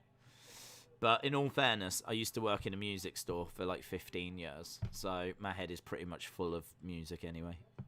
Pretty much, I've lived that life. So I think it's all right if I miss bits now. What happened to the frequent figure videos and figure hunts? The pandemic, to be honest. The pandemic came along and completely changed the channel. So it meant we couldn't go and do toy hunts. I've been able to do them since June, but we've had Olympics, we've had the Euros, the Premier League came back, so a second channel started. So it's actually not been that long that I've had time to do it. I mean, realistically, it's probably been about a month that I could have actually done one, but I've still not found time to do it. So it's on my to-do list. It is on my to-do list. It's been on my to-do list for a long time. They're not gone. It's just become a time thing. Like the watch-alongs have just become, because of the pandemic. I've just been able to do them more so. The new figures are in Smith's. Entertainer has got a bigger section online, not about in store. Interesting. Are you telling me the other women on the roster don't give a flip about the title and Bianca's the only one that does? Also, I thought rematches were cancelled. Basically, same feud, different brand. I don't know that rematches are cancelled, to be honest. I haven't heard that. Here's T-Bar. T-Bar. With stupid face paint. And stupid name. T-Bar getting... He's not getting a jobber entrance, which is kind of interesting. Oh, he's got the...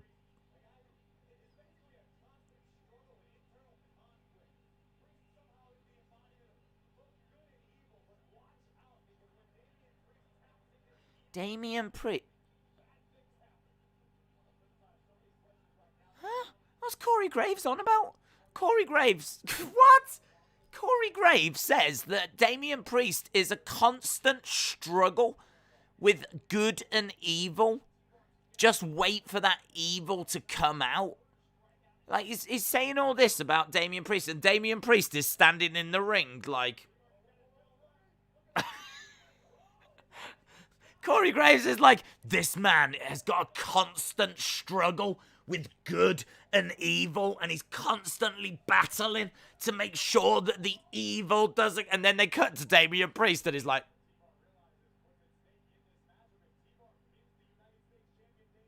It's a constant struggle, guys. It's a constant struggle. Jennifer, shout out to you. Send in my love to all. This is from Jennifer. Lorelai and I may be MIA, depending on how the night goes. My mum's been rushed to hospital. Sorry to be on a downer. Oh, I'm really sorry to hear that, dude. Jennifer, shout out to you. Thoughts, love, best wishes, everything to you and Lorelai, and of course to your mum as well. Yeah, I'm hoping, hope everything's okay. You'll have to keep us updated with that. I know people will be, you'll be in everyone's thoughts, Jennifer. Awful news. So, yeah, awful. Rai, say, Jennifer, I'm sorry to hear that. My prayers go out to you and your mom.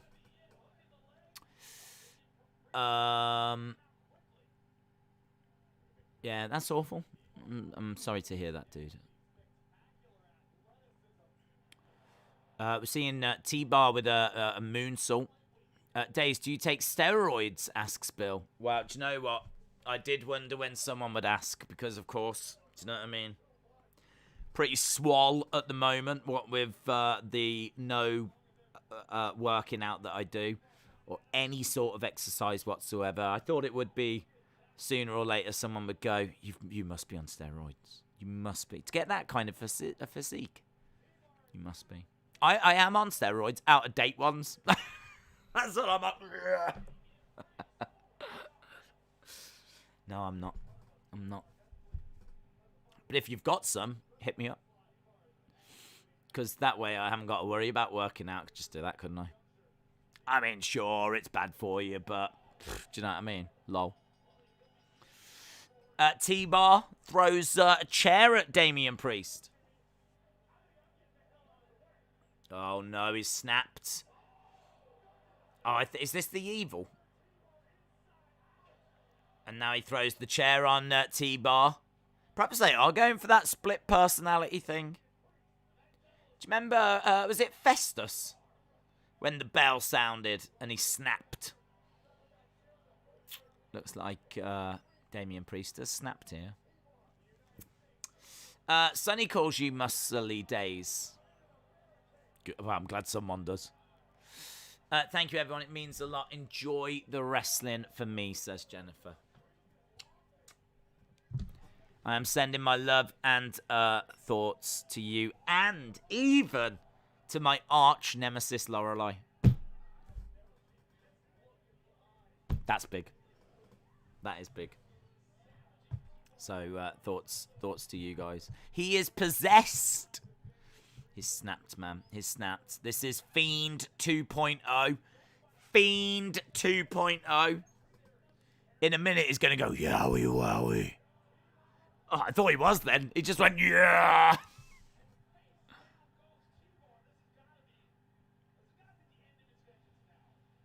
This has got to be the end of his vengeance. Hopefully his vengeance has ended now.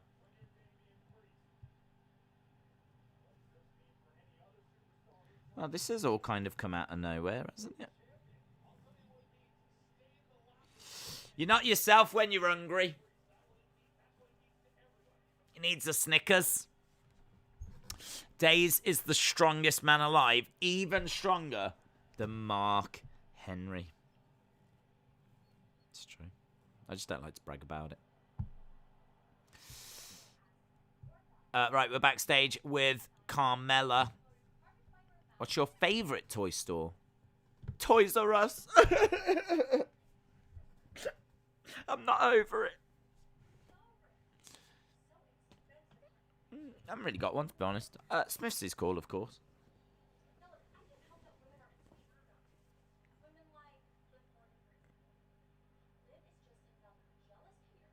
Liv is just another jealous hater.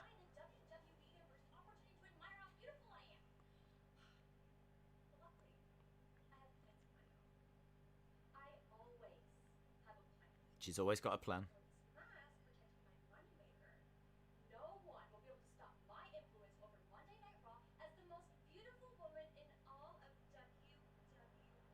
That mask is scary.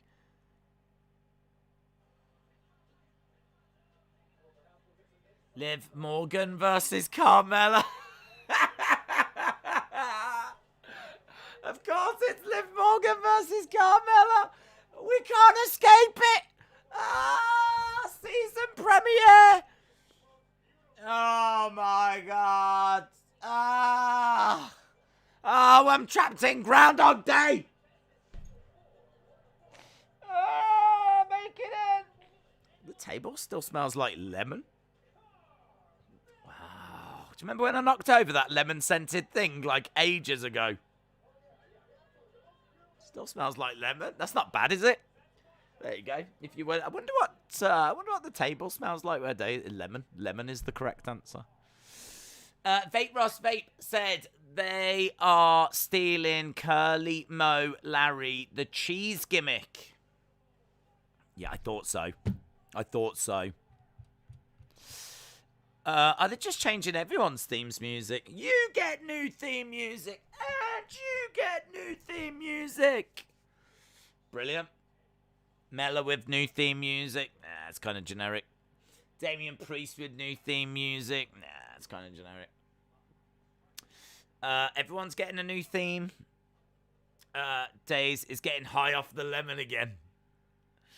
Table smells like lemon. Breaking news. Big Ben, Parliament. Big Ben, Parliament. Big Ben, Parliament. I have no idea what that means. Monday night rematch. Now Carmella is talking in the studio somewhere, showing off her design mask. After the Becky-Bianca feud, who do you see as their next feuds? This can't go on forever, says Liam. Well, it depends who wins the title, doesn't it? I don't know. I'd have to have a look at the roster again. I mean, are we going to do something with Liv Morgan? I genuinely don't know. Queen Zelina? I mean, it really depends. It really depends, doesn't it, how this plays out. I want to have a look at the rosters. I just can't remember who's on. I mean, right now, I'm just so disappointed in this season premiere. I was really looking forward to, like, starting some new stuff, and instead it's just Monday Night Rehash. That's all we've got. Which is very disappointing. Vince, I'm very disappointed in you. You're better than this, Vince. Wow. Wow. Let me take that back. Alexa Bliss, don't know where she is. Asuka, she's injured. Becky, Bianca, Carmella, Dana Brooke, Doudrop, Eva Marie, Lacey Evans is on maternity leave. Liv Morgan, Mia Yim, we just don't see. Nia Jax, no one cares. Nikki and Rhea are tag champs. Tamina, Tegan Nox, and Zelina Vega. Well, flippity flip. I mean, I know I said that Raw is stacked, but I'm not sure their women's division is. I mean, maybe when people come back, when we see Alexa again and Asuka again, then, you know, we might have something. But or when Rhea Ripley stops being in a tag team. But, God, that's a lot of women. And not much excitement. I mean, are we excited for Carmella, Dana Brooke, Eva Marie, Lacey Evans, Nia Jax, Tamina, Tegan Nox? I mean, that's a lot of women. And as we said, Nikki and Rhea are in a tag team. Zelina Vega's all right. I like Queen Zelina thing, but I don't know. That strikes me as lacking some severe star power there. Liv Morgan jumps out. Mia Yim, if they do something with her. Apparently someone else here that Dana Brooke's in for a bit of a push, because apparently Dana Brooke was quite vocal backstage after the Charlotte thing. I don't know if you heard that as well, but apparently she was like quite vocal, quite involved, and it opened Vince's eyes to Dana. So apparently she's in line for a bit of a push. I don't know how true that is, but it is definitely something that I heard. What's going on? Right, Carmella is getting masked up. Zelina is good at promos. That's all I've got for her, says Austin. Raw rematches are wrestling. When do you reckon we get this Carmella figure with that mask? Because they're surely going to make it. Right, well, people will be happy that Liv's on the show. Dun, dun, dun, dun. We're almost halfway. Almost at the halfway.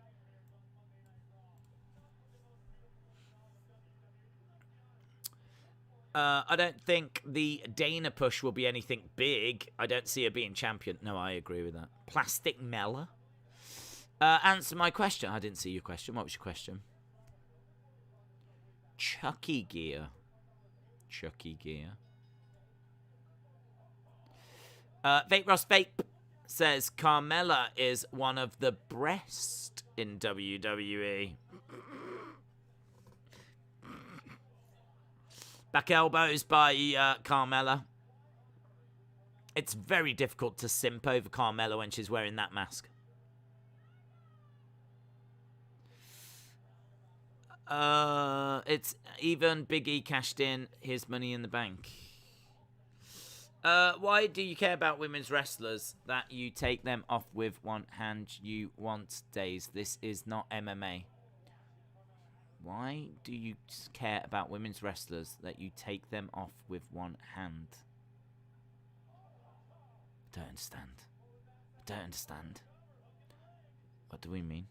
Are we saying that there's not many good women's wrestlers? You can count them on one hand compared to MMA. Sometimes it's just how they're booked. Do you know what I mean?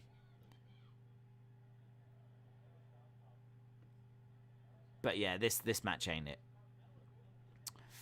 Dana Brooke will absolutely demolish Becky and become champion, says Kieran. Chucky versus Michael Myers vibes, yes. This is like a sexy version of that, isn't it? Do you know what? I take that back. You're absolutely right. What WWE are presenting us with are some of our favourite Halloween horror characters, but just in a sexy way. And do you know what? I should acknowledge that and learn to shut up. That's what I should do. All we need, we need Alexa in this as in a Freddy Krueger gear. That's what we needed. You're absolutely right. Days, you don't take steroids, you take Tic Tacs. Get bigger gains with Tic Tacs. Everyone knows that. It's what Arnold Schwarzenegger used to be on, like 10 packs a day.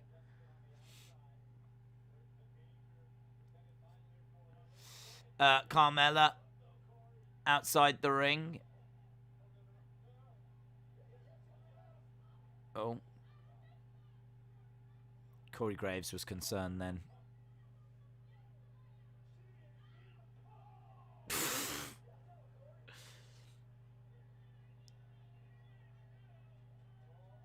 Liv Morgan. I didn't hear what Liv said, but it was something to do with her husband. So, Carmella was smashed into the announce table.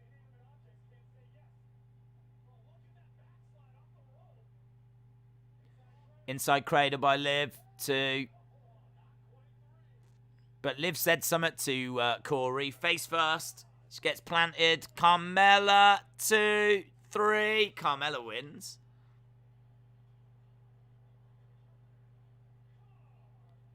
Carmella's trying to get the mask. I hope she doesn't. Ah.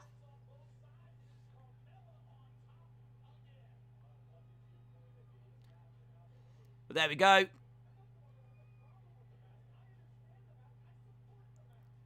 Corey says that he hasn't got a problem with the mask. He understands the mask. I do love that reaction. I love when she smashed Carmella's face off and like Corey Graves started freaking out. I was like, oh! That was good. You could do something there. They should explore that relationship. That makes Carmella more interesting.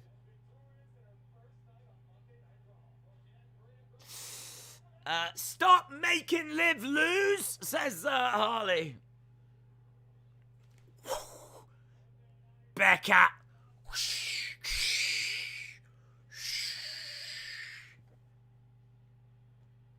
Here comes the Bearcat.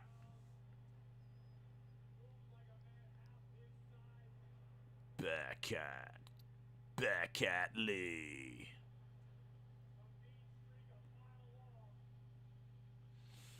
I'm down with Bearcat.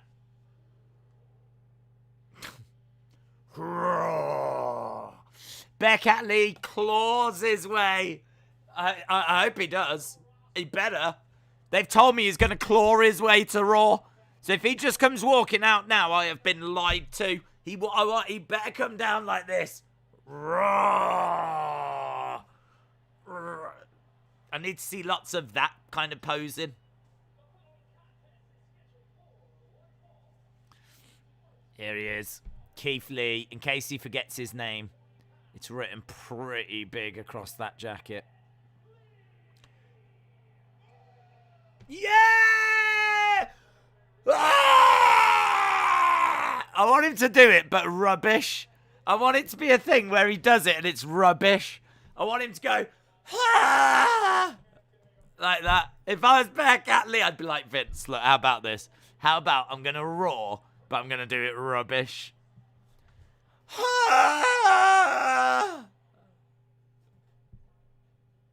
And then I get into the ring. It'll get over. Because he's hardly going to go, roar. He's hardly going to do it like a proper lion. So he might as well come down and go, ha! Ha! Ha! That'd get over with me. That'd get over with me. Well, Bearcat has made his way down. He's gonna win it. Turning Keith Lee heel was a wrong move. What do you mean heel? He's like the biggest face in the world. King of the jungle. Get in your halftime scores. Halftime scores. Everybody loves the halftime scores. Hello to you. You love the halftime scores. Halftime scores. PW Insider are reporting that these stars are going Asuka, Raw, Bayley, free agent, Lesnar, SmackDown, Dakota Kai, NXT 2.0, Elias, Raw, Eva Marie, free agent, Lacey Evans, free agent, Lucha House Party, Raw. Interesting. Kai back to NXT. That sucks, doesn't it? Brock has got better Raws. Does he roar like a bear or a cat? Well, his Raw was okay, actually. It was all right. But I'm just saying, it'd be funnier if he did it rubbish. I'm going to get some rest. Edward, shout out to you, buds. Get in your scores. Chris with a 6. Austin with a 6. Rashawn with a 6.7. Moldy Spoon with a 6.5. Jason Peace with a 7.5. Adam with a 6.6. Scott with a 7. Brony with a 5.75. Bob the Ogre with a 6. I bet Bob can do a better Raw. Jordan with a 7. JP said 5. Bearcat brought my score up. Legend Killer with a 6. Harley Mahal with a 6.25. Love Carty says Bearcat Lee feels more bigger than Keith Lee on the main roster. Justin said Bearcat needs Wolverine gloves to wear to the ring. Brony said 5.75. Scott with a 7. Molly Spoon with a 6.5. Jensen the best with a 6.5. Let him in with a 6. Trade Gaming with a 5. Brony with a 5.75. Sonny with a 6. Austin with a 6. Lex Bliss Gamer says 7 because of no Alexa Bliss. Legend Killer says 6. Bonkers says 3.75. Ponton 21 said 5. -2 for keeping the Becky Bianca story going. Scott with a 7. JDE MEC says 1,000+ votes. Oh, what? Is it really? I thought you meant that was your score. Wow, over 1,000 votes. I can't. For a Raw, that's got to be our biggest poll ever. I think we beat that on Crown Jewel, but for a Raw, I don't remember doing a poll and it getting over 1,000 votes. That's amazing. So shout out to everyone joining.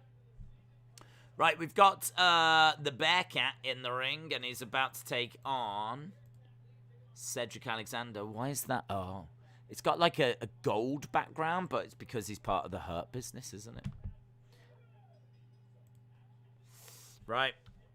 It is Cedric Alexander versus Bearcat Lee.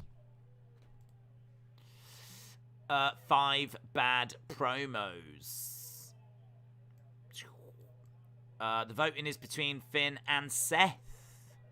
Have we got a battle of the ages going on at the moment? At the moment, it is 37% each. Wow, we've had over 1,000 votes, and 74% of people have gone with either Balor or Seth, and it is 50-50 split between that. 37%, 37%. So it's 37-37 rather than 50-50. But yeah, that's amazing. I wonder who will emerge victorious in our poll. Bearcat's got Cedric Alexander. I don't know why Bobby has got back with these two. From a kayfabe point of view, they're just as useless as ever. Bearcat with a big strike to the side of the head. Cedric going over to the corner. Big clothesline.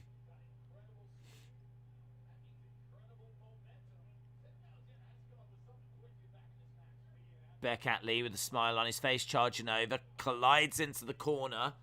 Cedric Alexander moves out the way. Kick coming in by Cedric Alexander. Against the ropes. Basement drop kick. He's looking to go against the ropes again. Bearcat Lee bouncing off the ropes.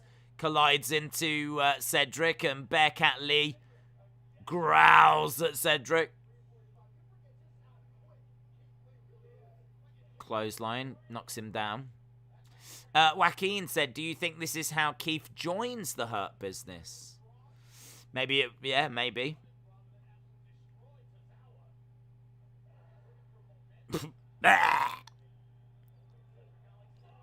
Plants him. 1, 2, 3. Is that a mouthpiece that's come out? Someone's mouthpiece has come out. I think that's Cedric's mouthpiece. He says Keith Bearcat Lee. Oh, they're calling him Keith Bearcat Lee, so it looks like his name is Keith Bearcat Lee. So he destroys Cedric Alexander here.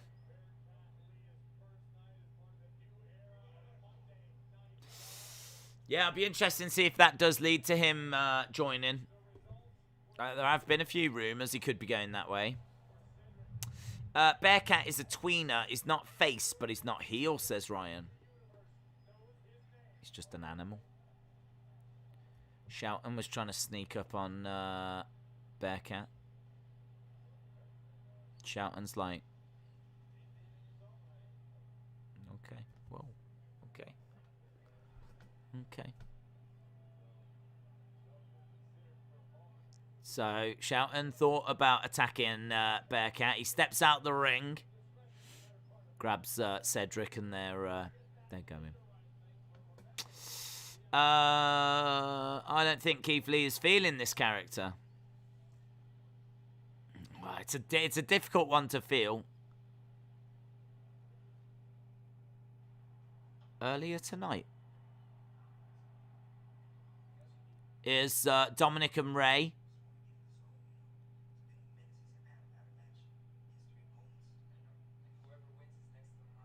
There was a little moment there where Keith was in the ring, and then there was a graphic that said earlier tonight, and they showed Keith. I honestly thought we was about to see a replay of what we had just seen.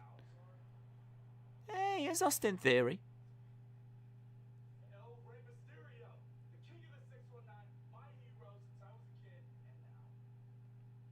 He wants a selfie.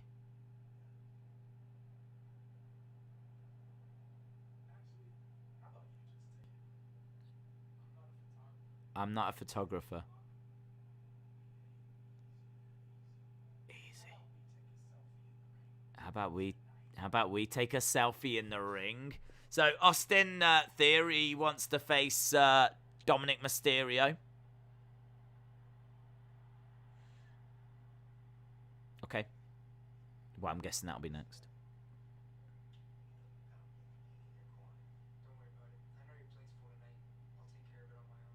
Dominic says, I'm going to take care of this on my own.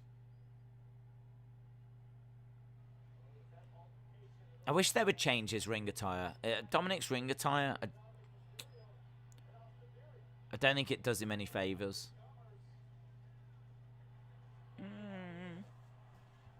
Let's have a look. Let's see what he's wearing.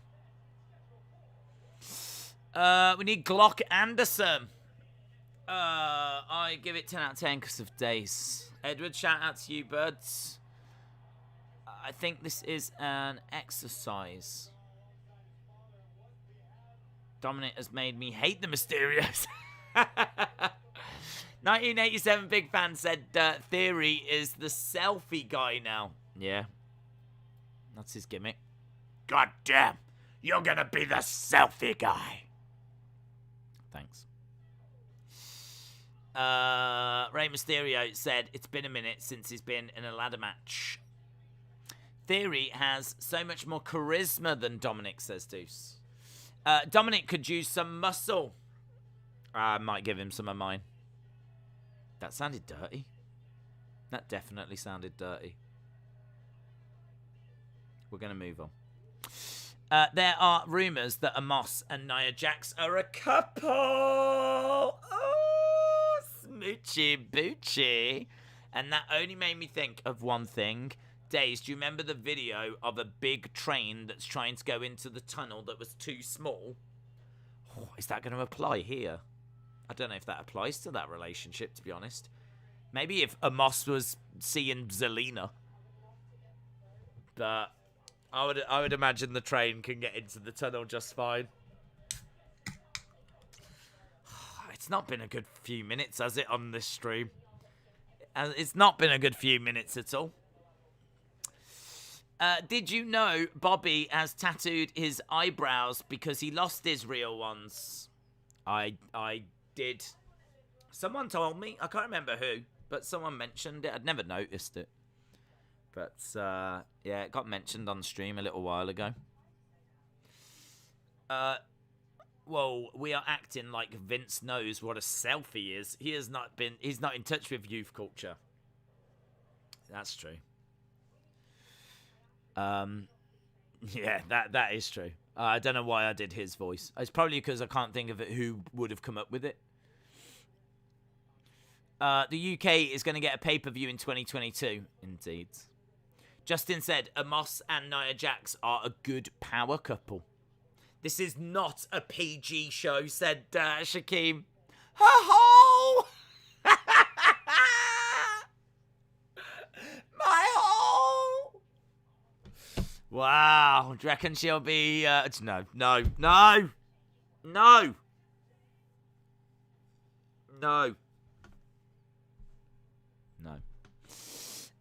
Karina said, Days, my favourite moment in the WWE Thunderdome was the Hell in a Cell match on SmackDown. Daniel Bryan versus Jey Uso steel cage. What was your favourite moment in the Thunderdome when it ended? That was my favourite moment. My favourite moment in the Thunderdome is when it was announced there was no more Thunderdome. That was my favourite moment. I genuinely can't remember anything good from the Thunderdome. I don't even remember that match that you've mentioned. It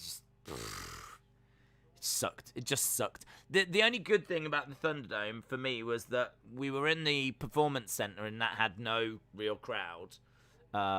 It'd be fun actually to go back and look at the people that were around the ring, because I know for a fact Ivy Nile was one of them. I remember seeing her quite a bit. And I know Shotzi was one as well that was in the crowd during the Performance Center. Shotzi was in the crowd. Ivy Nile was in the crowd. I think Boogs was in the crowd. And there was quite a few. It'd be quite interesting now, like over a year later, to go back and have a look who were the NXT people in the crowd during the Performance Center. And those three definitely come to mind. But I remember, like, when we went to the Thunderdome, that it felt like, at first you were like, yes, okay, this has got some energy to it, it was better. But literally after a couple of weeks, it really lost it for me. I can't remember anything good from it, to be honest. Funhouse Bray versus RKO was my favourite, said Cookie Kid on Fire. Days, really going to forget about Roman becoming a Paul Heyman guy. Ah, that was good. Yeah, SummerSlam. Well, he became a Paul Heyman guy backstage. Didn't he? Remember, he was in his locker room and the camera panned across and Heyman was there. So, I suppose that happened during the Thunderdome era, but it didn't happen in the ring. But Roman coming back was a good moment. That was during SummerSlam. I've blocked it all, guys. It's all been deleted. I'm using that memory space for other things now. It never happened. I remember 1990 changed into 2020, and we got Edge back at the 2020 Royal Rumble. And then after that, I just remember SummerSlam of this year, and that's it. There might be a WrestleMania in there as well, I don't know. Everything else has been deleted. I'm already calling the Kevin Finn segment indicates a feud between them. So Seth wins. Thoughts? I think Seth wins. I agree. Austin said, in the ring, it's got to be Fiend giving Alexa the mandible claw. What comes after is not good, though. Was that Thunderdome? Or was that Performance Center? I think Performance Center. Just throwing it out there. I'm not trying to cause trouble. I'm just throwing it out there. I don't want to make out that you don't know about anything about The Fiend. I'm not saying that. I'm not saying you're a fake Fiend fan. That has not come from me. I'm not saying that you don't know anything about The Fiend. I am saying you don't know anything about Stone Cold. But I've not said that about The Fiend.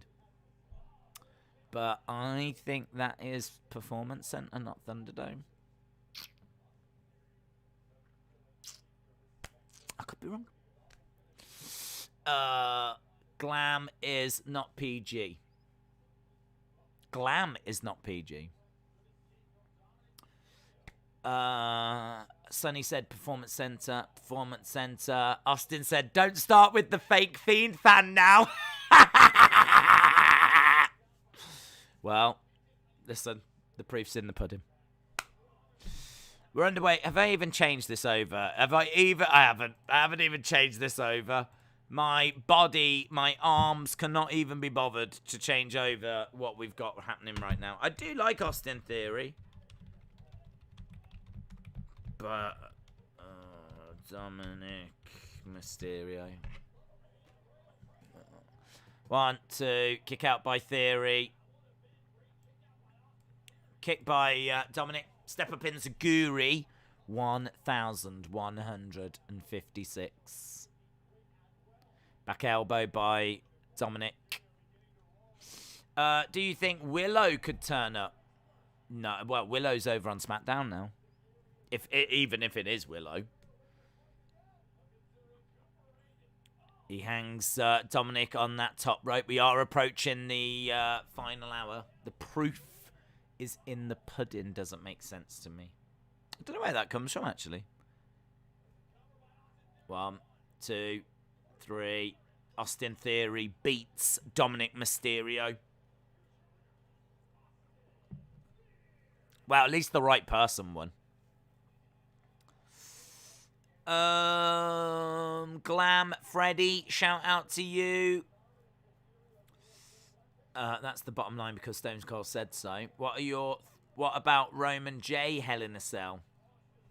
It was alright. It had good emotional ending. So yeah, it was probably as good as we got during that time.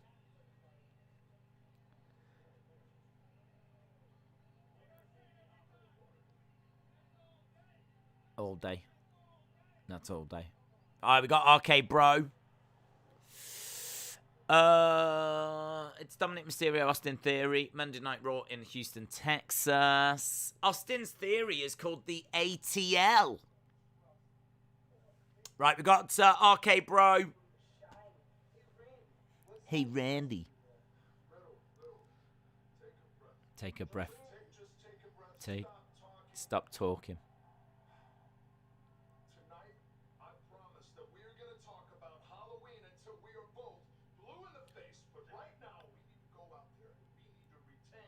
We're going to talk about Halloween until we're blue in the face. We've got to go out there and retain these tag titles. So it is going to be Dirty Dogs.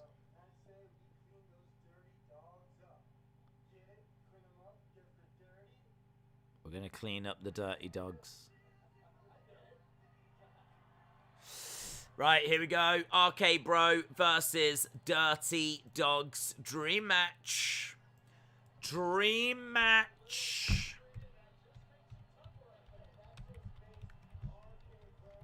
Dirty Dogs. Dream match time. Let's go, RK Bro. Riddle is annoying, says Rye. It's time for Keenan and Kel. Miss Clown, what? I just feel like you're doing your own thing. The Camel Rider. Yeah, that was cool, wasn't it? That was cool. We want camels. We want camels.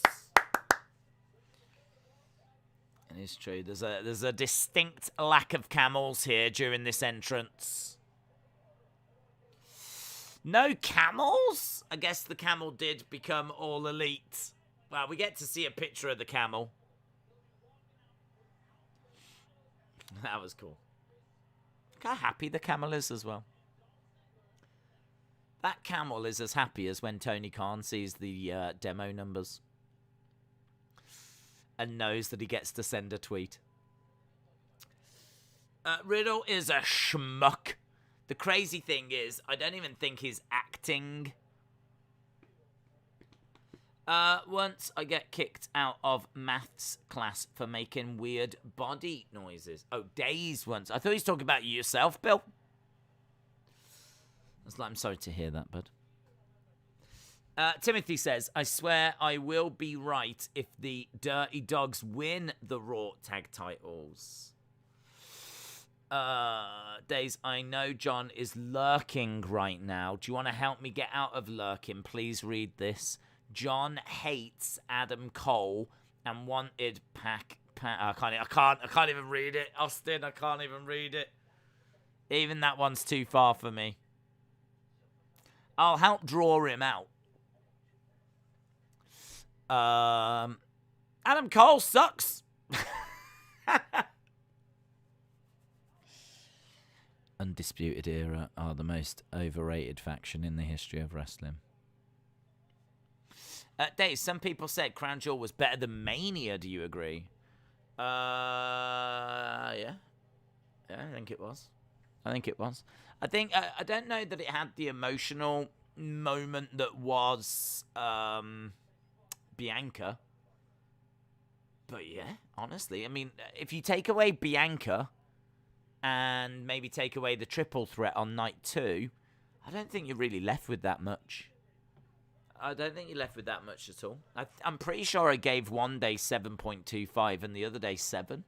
I thought it was passable. It had a big feel because it was back in a stadium and it was just great to see people. I think Sammy and Kevin did okay, but I mean it was spread across 2 days. I think if you was to take the best of WrestleMania, if you was to take the best of the 2 days, then I think, you know, it would be very, very close, and maybe WrestleMania would edge it. But WrestleMania was spread across 2 days, and there was a lot of waffle. I mean, you could easily take the worst of WrestleMania, and Crown Jewel would destroy it. So, yeah, I think there probably is an argument that Crown Jewel was the best show, the best pay-per-view they put on this year. I think I gave it about an 8. Good. It was good. It was solid. It was really solid all throughout. John! Dave, shut up! Shut up! Don't go work with that fraud fake fan, Austin. There he is. I drew him out. All I was trying to do is draw you out, John. That rain delay didn't help night 1. Yeah, they've cut it now, apparently. If you go and watch it on the network, it's not there anymore. Is this a thing for Veer? Veer. Why are they trying to make out like Veer's summer? There's a little video package for Veer.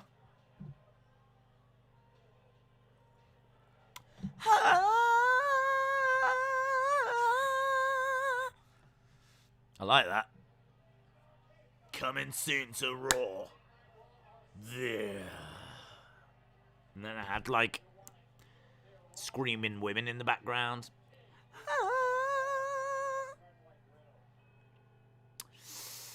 Veer. Veer gets a vignette.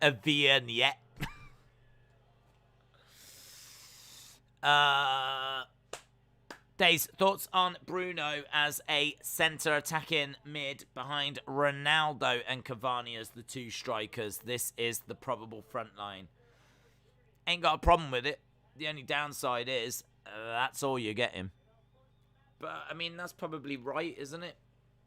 You could have those 3 attacking players. But the thing is, we know that Ronaldo ain't going to get back. Bruno, you know, Cavani will work. But, and try and get back and press and whatever. But, yeah, I don't know about, I don't know where you get Sancho or Rashford or any of them in. I don't know what you do with Sancho, actually. I really don't know what you do with Sancho. Maybe he has to play a 10. Maybe he plays maybe it's him and Ronaldo up front. I don't know. I just don't know. Things have got to change. We've got too many forwards. And we're trying to fit all these forwards in, and we haven't got enough of a midfield or a defence. Who else misses the glorious, says Rye. Right, we got Ziggler, and we got Rude. We got the Dirty Dogs in like green attire, and they've got an expected opportunity to go after the Raw Tag Team titles. I don't think that the Dirty Dogs are winning this because this was not the announced match. So that suggests that this has been changed to lastminute.com. Big Bob in the house. James Chadwick thinks we are going to get new tag champs. I think Miss Clown is shipping me edible underpants. What do you want me to do with that information? What am I meant to do with that? Edible.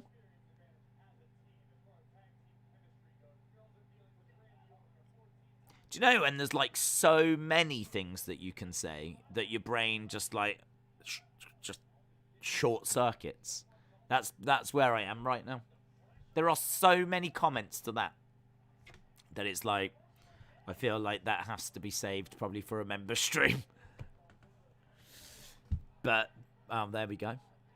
That is now out there for the community to do with whatever they want with that information. Days, don't forget I'm always wrong. I've got no idea. I just thought I would tell you, says Sonny. Okay. Well, thank you. I mean, you wouldn't eat them after you've wore them, though, would you? I mean, you wouldn't. You just wouldn't. I wouldn't. Miss Cawan said, Sonny, it's a secret. Listen, whatever you two pervs are up to. Fair play. As long as we end up with a community baby at the end of it. That would be nice, wouldn't it? If we had, like, a community baby. Because right now, that's Austin. And I would like to move on to, you know, a different community baby. How dare you say that Jay Roman was all right? You said it was arguably 5 stars during the Hell in a Cell. You know what, Days? I'm going to do? I'm going to tweet my displeasure. I don't know if I said that the match was 5 stars or if the ending was 5 stars. I'd have to go back and re-watch what I said, which, fun fact, I'm not doing. But I remember it being... I remember the match being really, really good. But I remember when Jimmy came down, that being incredible. And it all being this, like, big emotional, you know, the family. And Roman was getting them to say, acknowledge me and all of that. So I do remember it being incredible. And as I said, yeah, it probably is, like, the best that we got. But I don't know if it was the wrestling or if it was the story. Not that it really matters. But, yeah, the ending was fantastic. But the match, I genuinely can't remember. I remember it wasn't bad. I remember that the match wasn't bad. At all. It was very, very good. But I don't know if it was a 5-star match. Anyone else really not engaged in the show? I don't know if I'm alone, but I'm just with an hour to go, I'm just not there. I'm just not there. I mean, there's a great main event coming up. That's the only saving grace. But, I mean, this match was not even meant to be happening. I don't know. I know that didn't Rude and Ziggler win earlier, so that's how they've managed to get into this thing. But, I mean, before today, they've had no momentum.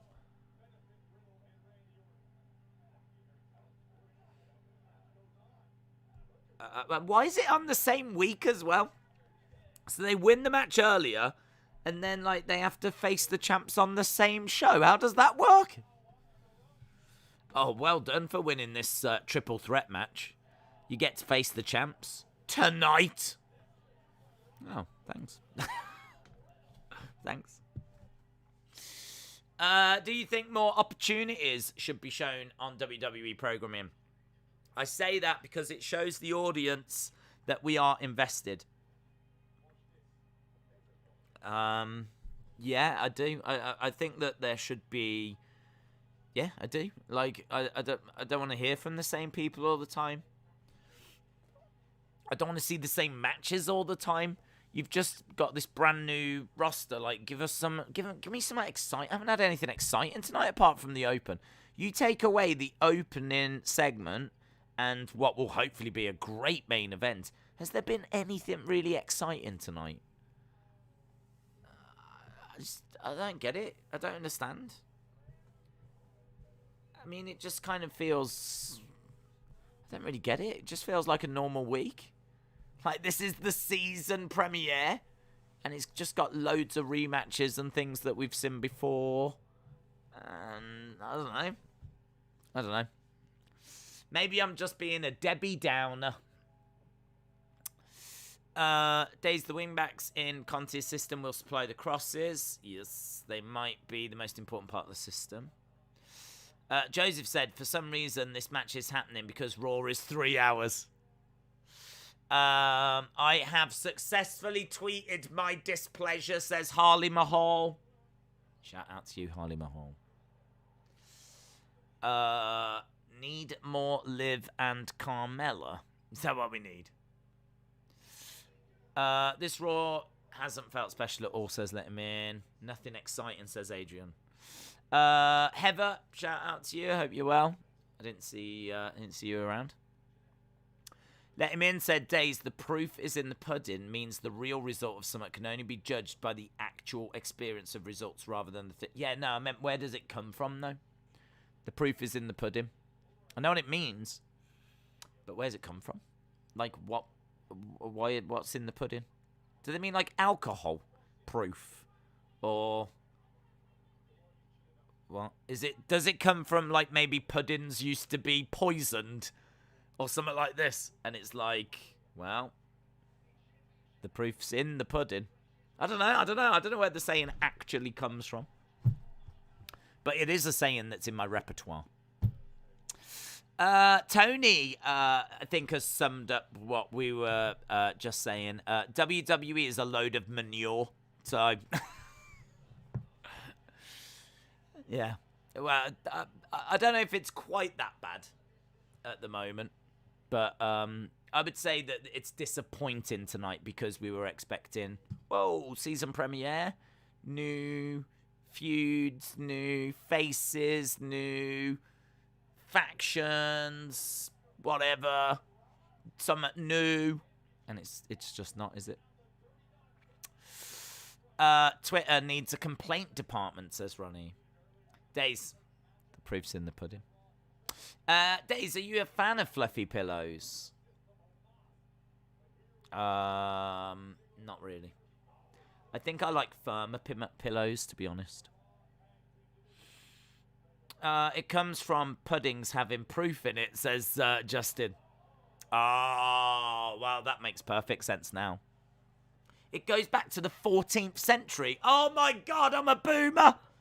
Guys, all my sayings come from the 14th century. Oh, my God.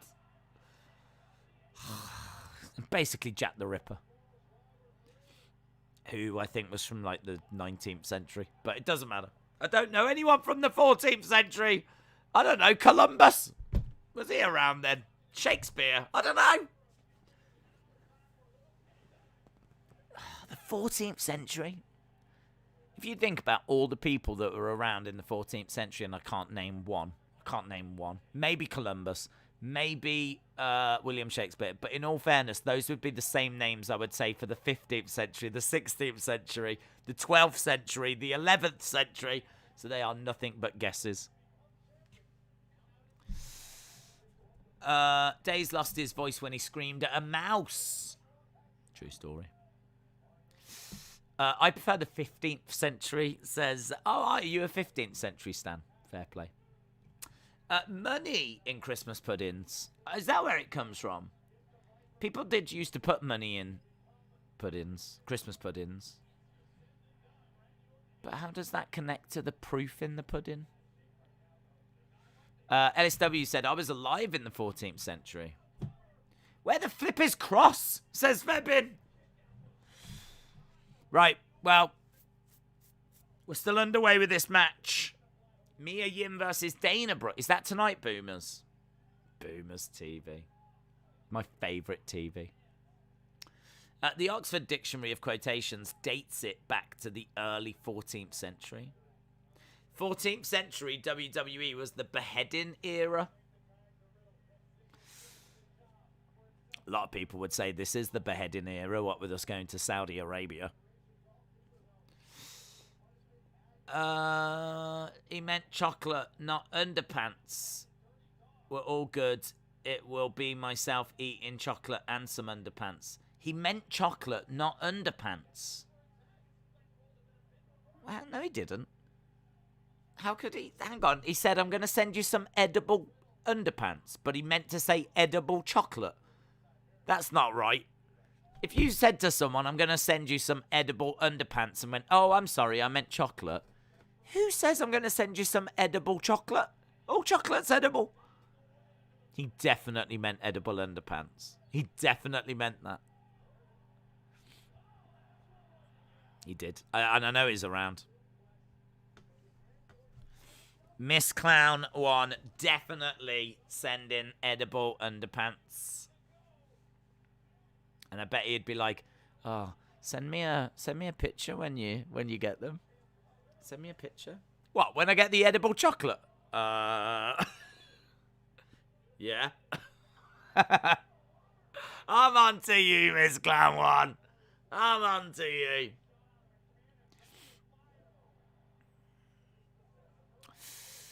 Darn autocorrect. Yeah, that darn autocorrect. How many times have we sent a message to our loved one and said, oh, if you are going to the shop, will you just pick up some chocolate? But it's actually auto-corrected to underpants. Oh, it happens to us all. Duck underneath. RKO by Bob. Randy. There we go. Backslide by Riddle. Ziggler. 1, 2. Kick out by Rids. He meant chocolate underpants. Here we go. We've got Riddle victorious. Where's James Chadwick? James Chadwick. Chadwick. Do you remember earlier, James? Do you remember earlier? Days has a losing record against angry midgets. I've got a losing record against everyone. Why don't you start an ASMR stream of eating stuff? That seems like a fetish that you've got, Febin. It seems like this is something you've wanted me to do for a while, and now you've plucked up the courage to ask right now. I'm just going to throw it out there, Days. Why don't you do like an ASMR of like, just eating things, like peaches or something, or I don't know, hot dogs. I don't know. I'm just throwing it out there. Is there a reason, Febin, why you want me to do that? Is there? I can start an OnlyFans. It's not a problem. Riddle should turn on Orton. That would be better twist. How long we got? We got 45 minutes. I told you I'd be wrong, said James Chadwick. So in a way, James, you got it right. You made a prediction, but then you also predicted that your prediction would be wrong. And then it turned out you was right. You couldn't lose. Yeah, so clever. Clever. Here's Seth. We're backstage with Seth. He looks very uncomfortable. He looks like he's wearing edible underpants.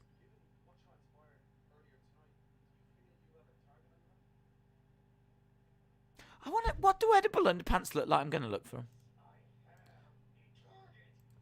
Yes, I've got a target on my back. This is a weird thing to have in my search history.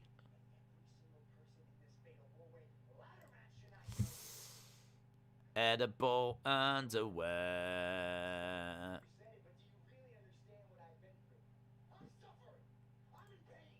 Is that what they look like?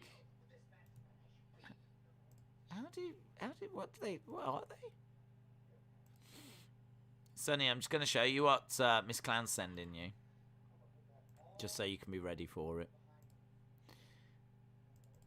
How are these edible? What are they made out of?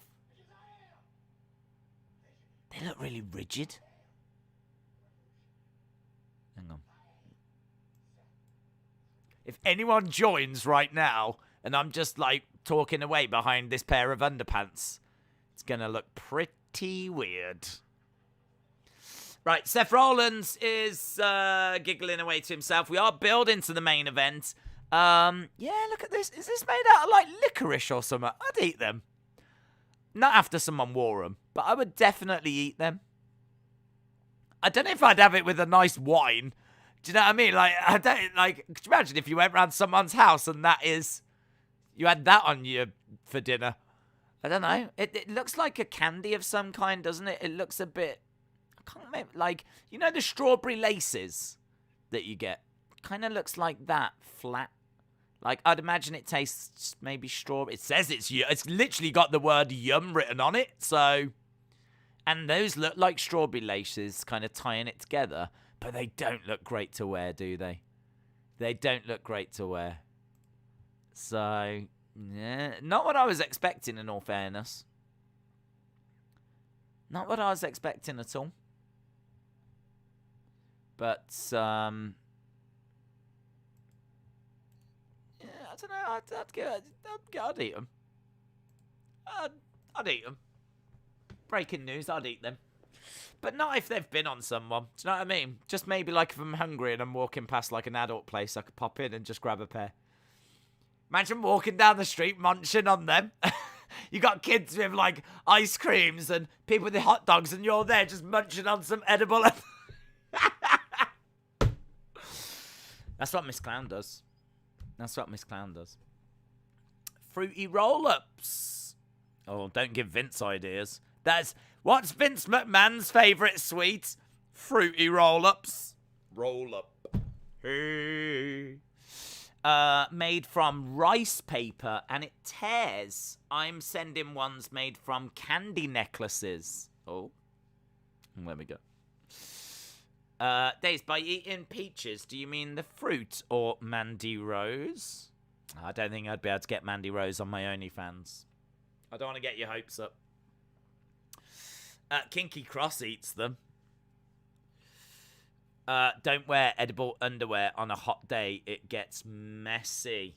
Oh, yeah, you get a load of pervs coming around having a nibble as well. Don't buy them. That's good advice. Don't buy them. You can see that it's being considered. Don't buy them. Made for a great stream, though, wouldn't it? Imagine if I was just sat here munching away on some edible underwear. How much are they? Just out of interest. I'm not gonna buy them. Just out of interest. I don't know, actually. Hang on. Let's go shopping. You can get some £9. You can get some Cola Willies. Some funny things you can get. I can't find those to buy. This is just the worst. Everyone says 2020 was the worst year, but I mean, look at what 2021 is doing to us now. We can't even buy edible underwear. Yeah, I don't know. I can see the ones that Miss Clown was talking about. They're just like candy sweets that have been arranged into. I'll tell you what. Oh my god. Let's go full on horrifying, shall we? Bradley said, "You think anything could become of Rick Boogs in terms of stardom?" He seems to be a fan favourite. I don't think so. Well, I mean, he might be able to go on and do something, but he strikes me at the moment as being very Elias. And I think they're just using him for comedy. So, I don't know, will they be able to pull the trigger on him and do something with him? Maybe, but I don't see it happening just yet. Here we go, look at all these. Those are the ones that Miss Clown's talking about. These ones here. And she's got them, look. There you go, look, she's loving them. That woman there. I just saw, here, look at him. What the hell is that guy wearing? Edible underwear. Look at him. He looks like Karrion Kross. Oh my God, let's click on Karrion. Karrion. Oh my God. I don't even know if I can show this. I don't even know. Ah! Karrion. Karrion. Karrion. This is where, yard, garden, and outdoor living items, passion fruit meant. What the hell is this on about? Yard, garden, and outdoor living items, passion fruit, men's edible underwear, plants and seedlings. Have they just got words randomly and put them into a sentence that is not even a sentence? Yard, garden, outdoor living, items, passion fruit, men's, edible, underwear, plants and seedlings. What has that got to do with that image? What has that got to do with that image? Nothing is the answer. Oh my God, there's a little posing pouch. There's beef jerky ones! Oh, I love beef jerky. And they've called it brief jerky! Oh! Well done. Well done. Edible meat underwear, guys. I'm off to start a business.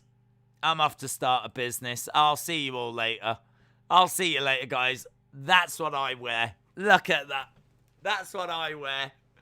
Everyone, if anyone wonders what I wear for underwear, that's it right there. Brief jerky underwear. Imagine going to a club, hooking up with a girl, getting back, and then you pop off your trousers. You got that on. Woo! Brief jerky. Nothing beats that. Nothing beats that. Do you know sometimes you start something like that and you go, I'm not really sure where this is going to go, but I hope it goes somewhere. It went somewhere. It definitely went somewhere. It went right into my shopping cart. That's where it went.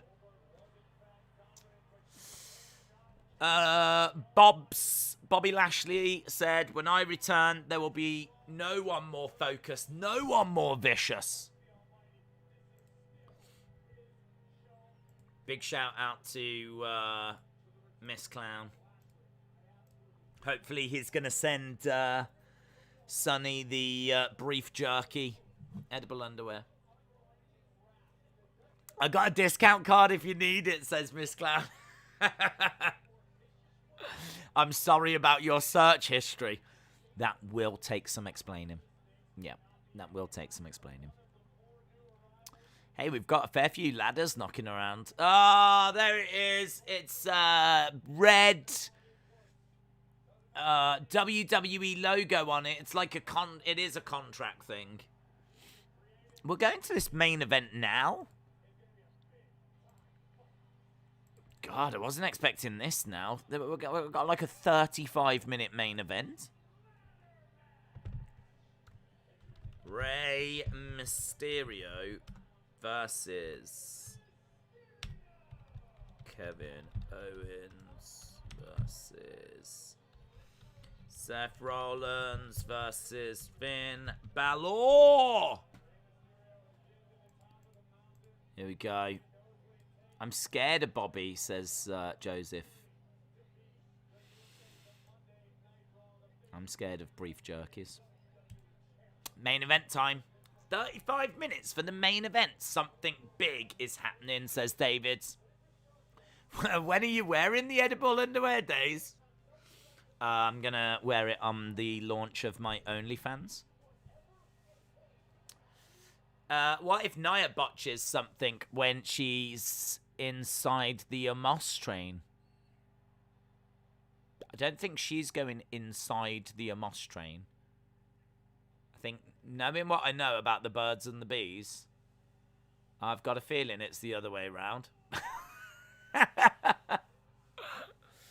What the flip have I joined, says Adam. Welcome, Adam. You've joined at a truly great time. End the poll. End the poll. End it. End it. And get your final ones in. Sonny said the worst part is the package is going to my grandma's house. My grandma might open it. Oh my god. Oh, Sonny, I need a picture of your grandma wearing brief jerkies, please. Never expected that sentence to be said today. I couldn't even have predicted that sentence. If you was to say what is the most out there thing that you think you'll say on the stream, Sonny, send me a picture of your grandma wearing brief jerkies, I would never have got that. I would never have got that. Absolutely brilliant. And that's where we are. We arrived there. We managed to get there. Right, yeah, we're getting your final votes. We've had 1,382 votes. Currently, there is a winner of the poll, but it is still very, very, very, very close. As soon as the bell sounds, I'm going to end the poll. Days is into grandmas confirmed. You know about my Linda addiction. Come on. You know that I simp for the older generation. No, you don't, Days. I don't know if that's the right face for an emoji. Brief jerkies. Twice I accidentally used the toilet plunger for a back scratcher. Well, fun fact, I said it was an accident. Just tell Grandma it's a gag gift for someone else, says Mark. Just say to Grandma that it's for someone that's about her size and just ask if she'd mind trying it on. That's all I'm saying. That's all I'm saying. The rumors are true that you fantasize about Roman. Oh, it went. Oh, Roman every night. Also, I heard you're secretly using the darknet to buy tribal underwear. This stream has not been great for my image, has it? I think we can all agree that my image, which I didn't even think could get lower, has managed to get lower. How old, Days, says Joseph. Oh, mate. 80 plus. 80 plus, definitely. I think the brief jerky is going to be out of stock. KO is already busted open. We're 3 votes away from 1,400. Ah, we just did it. Do you know what? I'm going to end it now. I said I'd wait until the thing, but I lied. There we go. Mainly I'm ending it now because where's the vomit emoji? Here we go. So, you lot think Seth Rollins 38%, Finn Balor 36%, Kevin Owens 15%, and Rey Mysterio 9%. So, you lot are going with Seth, and then Finn Balor, then Kevin Owens, and then Rey Mysterio. That is 1,400 votes. That is amazing. So, shout out to all of you. Alcohol and edible undies. No friend has ever sent me such a package, says William Hensey. I am watching Monday Night Raw. Legend Killer, shout out to you. Sonny said, I love this community. Of course you do. People are sending you edible underwear. Vape Ross Vape said, I got my wife candy underwear. She would just sinker and call me Butterfinger. No kisses. She didn't touch my whatchamacallit. I just got a gummy. I don't know what to make. That feels like song lyrics. I feel like you've broke into a rap. Like you could have got that from an Eminem song. I do like the, she didn't touch my whatchamacallit. Very PG. I'm buying stocks in brief jerky. It's the next big thing. Yeah. Yeah. A lot of people have got their eyes on Tesla at the moment, but that's not where it's at. It is brief jerkies.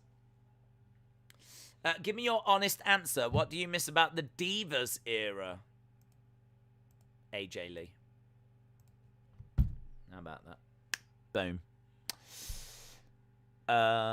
Days, Sonny's grandma brief jerky flavour would depend. I'm so glad that there was nothing more to that. I'm so glad that that was the end of that comment. What was the last time you went trick-or-treating? I've never gone trick-or-treating. I've never gone. I don't really have a desire to either, to be honest. You have to remember, when I was growing up, Halloween was a thing, but trick-or-treating, some people might have done it, but it wasn't the disease that it is now. But I know it's like big in America, but it was never that big here. But obviously, you lot have banged on about it so much. It's been in so many films and TV shows. And more important than that, the shops have gone, oh, we can make some money. Oh, okay. Get in the costumes, bring them in. So, since, like, I'd say the end of the 90s, it's probably become, like, you know, bigger and bigger and bigger. And now I dare say there are kids that go trick-and-treating, and probably quite a few of them. But I am not in that group. So, and I never have been, so I've never actually gone. I'm not someone actually that's that bothered about dressing up. It's never grabbed me.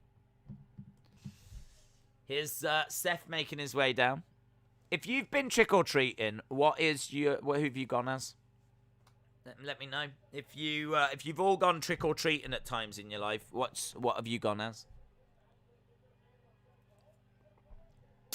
Make sure you don't go to Tony Khan's house when you're trick-or-treating, says Airflow Games.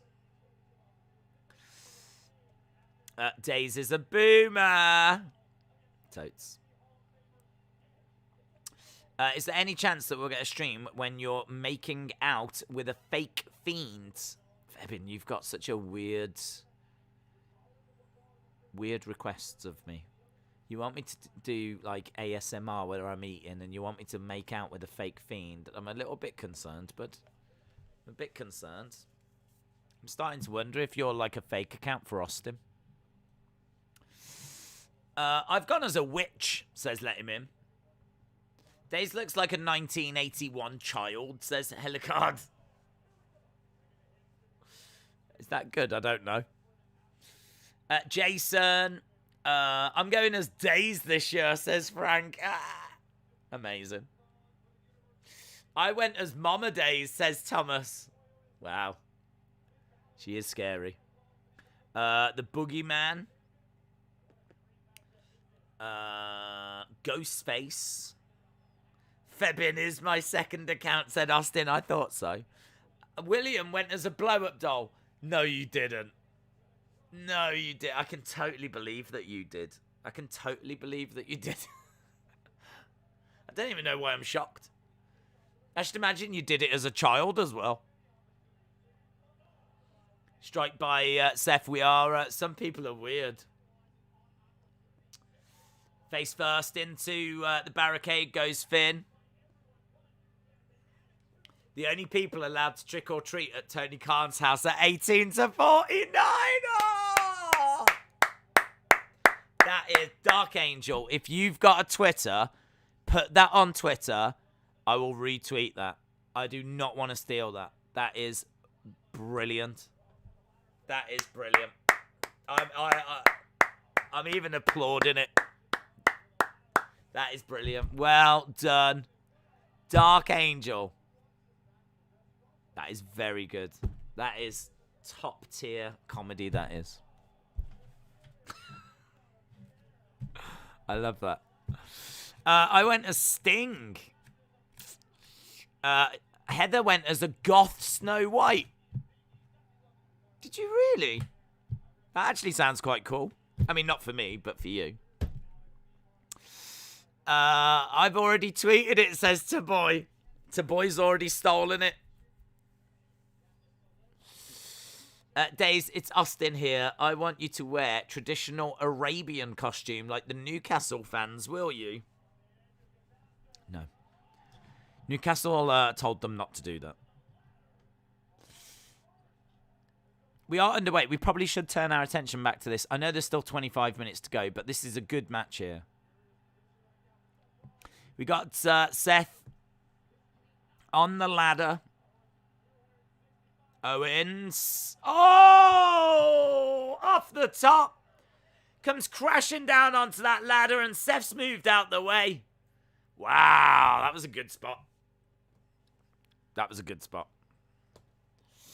A senton off the top onto a ladder. Nasty. Harley Mahal. Oh my god. Kevin Owens. Keeps killing himself every ladder match. Isn't that cultural appropriation? Yeah. That's what they said. They said, we understand that it was done as, welcoming, and it was done as a gesture of friendship, but it can be seen as cultural appropriation, so please stop. So, I dressed up as a tallywhacker. That won't mean much to people, but I know what you mean.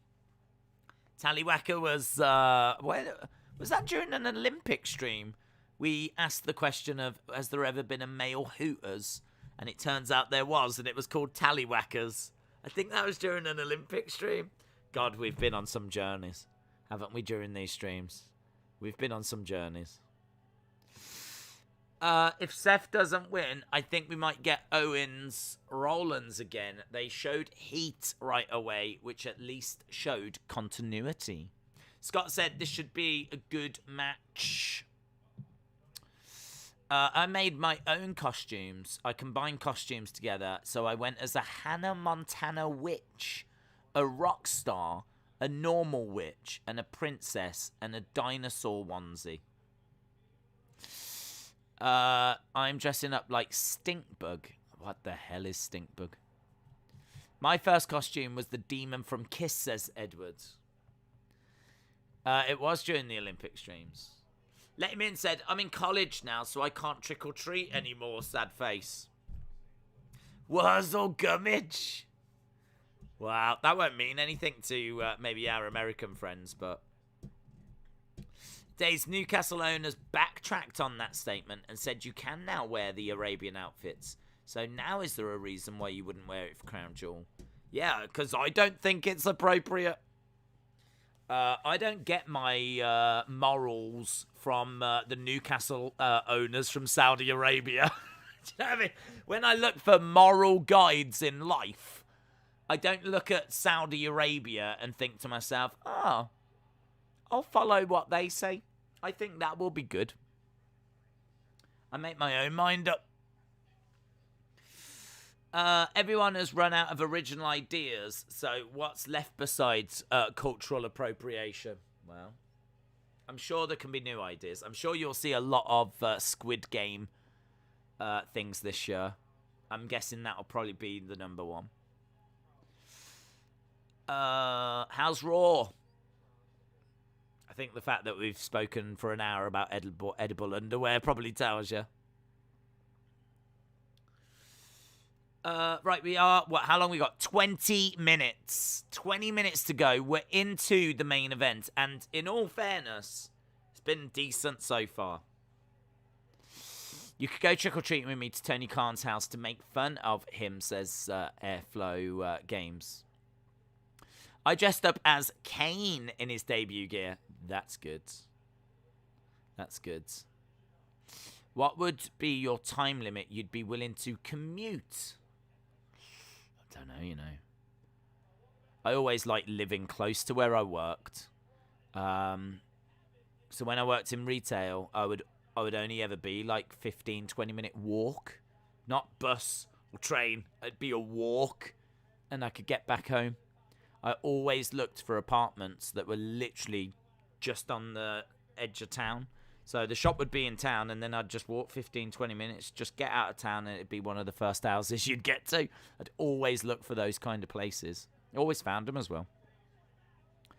When I lived in Southampton, I was only 15, 20 minutes walk from the shops. So I wouldn't want to be more than that. And like parking in like town centres and whatever is so expensive. I think, yeah, I won't want to take long to commute. But I'm very lucky now. My commute is wonderful. I mean, literally, you know, a couple of floors up. This has easily been the best commute I've ever had. Traffic can be a nightmare at times. Balor climbing up the ladder. We've got Ray climbing up the other side. Balor's got one hand on it. Imagine if he accidentally got it now and we were like 19 minutes away from the end and they just had to kind of stand around and have a chat. Ray throwing in some strikes and Balor throwing in some strikes and Owens tipping over the ladder. Proper ladder match this. As we said, they've given it time. Owens running over to Ray. Ray crossbody into Owens. Owens, planting Ray.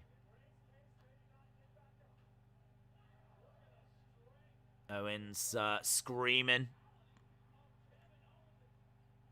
He's fired up.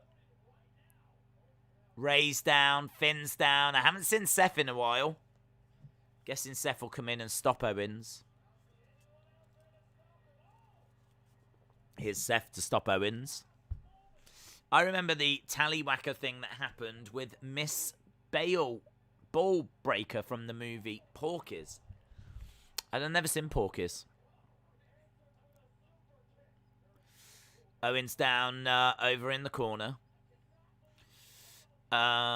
Days, when I'm in your neck of the woods, you'd better join me for a beer. Have to let me know. Isn't William coming over? I've got a feeling William's coming over at some point. So I think Anna was talking about meeting up. So you'll have to try and get it around that. Oh, imagine that. Imagine if we do like a big meetup in Birmingham and just take over a venue.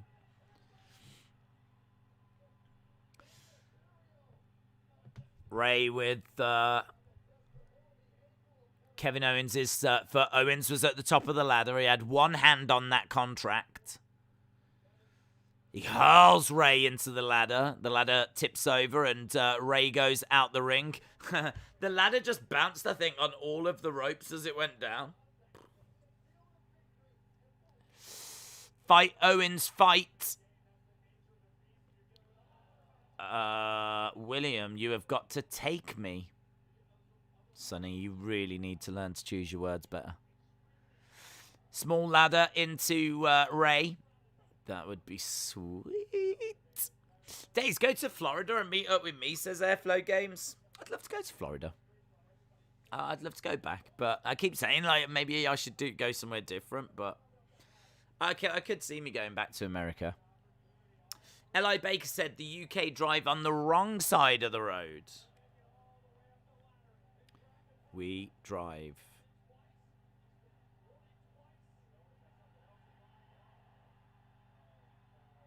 He's getting a table. He's getting a table. Kevin Owens has grabbed a table. I've got no dog in that fight. It doesn't make any difference to me which side of the road we drive on. It's just, I don't know quite how it's worked out that way. We've always driven on. It's not like we've changed. I don't know why you lot drive in America on that side. I don't know how that's come about. It's just a bit weird, isn't it?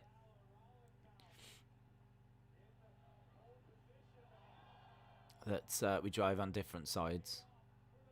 And the cars are different as well, because obviously your cars, the driver sits on the left. But in our cars here, you sit on the right. Against ropes goes Ray. Looking for a bulldog. Gets it. Alex said, lighting in crowd looks weird. The match takeaway. What with the red and the blue? I think they've done that for a little while, to be honest. I remember people pointing that out when, was it Roman? Roman and the Bloodline against the New Day. And kind of thought it was to do with, like, SmackDown stars being on Raw. But they've kept it. They might even have been doing it before. I didn't notice before. But I think that's been around for a little while, that red and blue.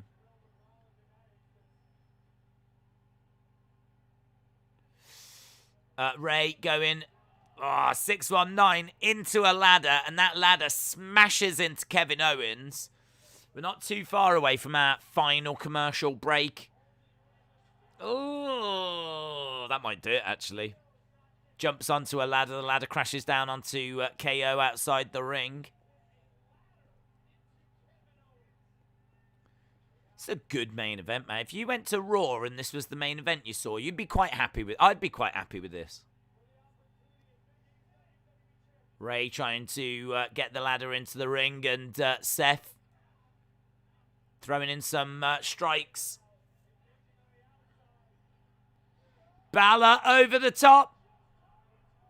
Balor comes crashing down onto Ray and Seth, and that will surely take us to commercial break. And it does. Did you see Penta in the second row? I didn't. The Lightning could be something to do with Survivor Series. I don't think so. It's been around for a while, so I don't think it's Survivor Series connected. I would be happy if I went to Raw and this was the main event. This stream has been a dazing. Daisy's actually talking about Raw instead of edible underwear. Yeah, well, they've brought me back in with the main event. They've brought me back in. Legend Killer said, this is a great match. Hey, do you know who's not around? Hayden? I haven't seen Hayden. William needs to pop out of a birthday cake for James on his birthday when he's in the UK. Definitely. Definitely. In edible underwear. Imagine William Hensey naked in just brief jerkies. Yeah, and he bursts out of a cake for James Chadwick. In my mind, he's got nipple tassels on. Right? William, not James Chadwick. Maybe James Chadwick has as well. Yes. Yes, now he has. Actually, now both of them have. Now I've said that, both of them have. Both of them have got nipple tassels. And William Hensey bursts out like this, twizzles the nipple tassels round in his brief jerkies, and then says something completely inappropriate.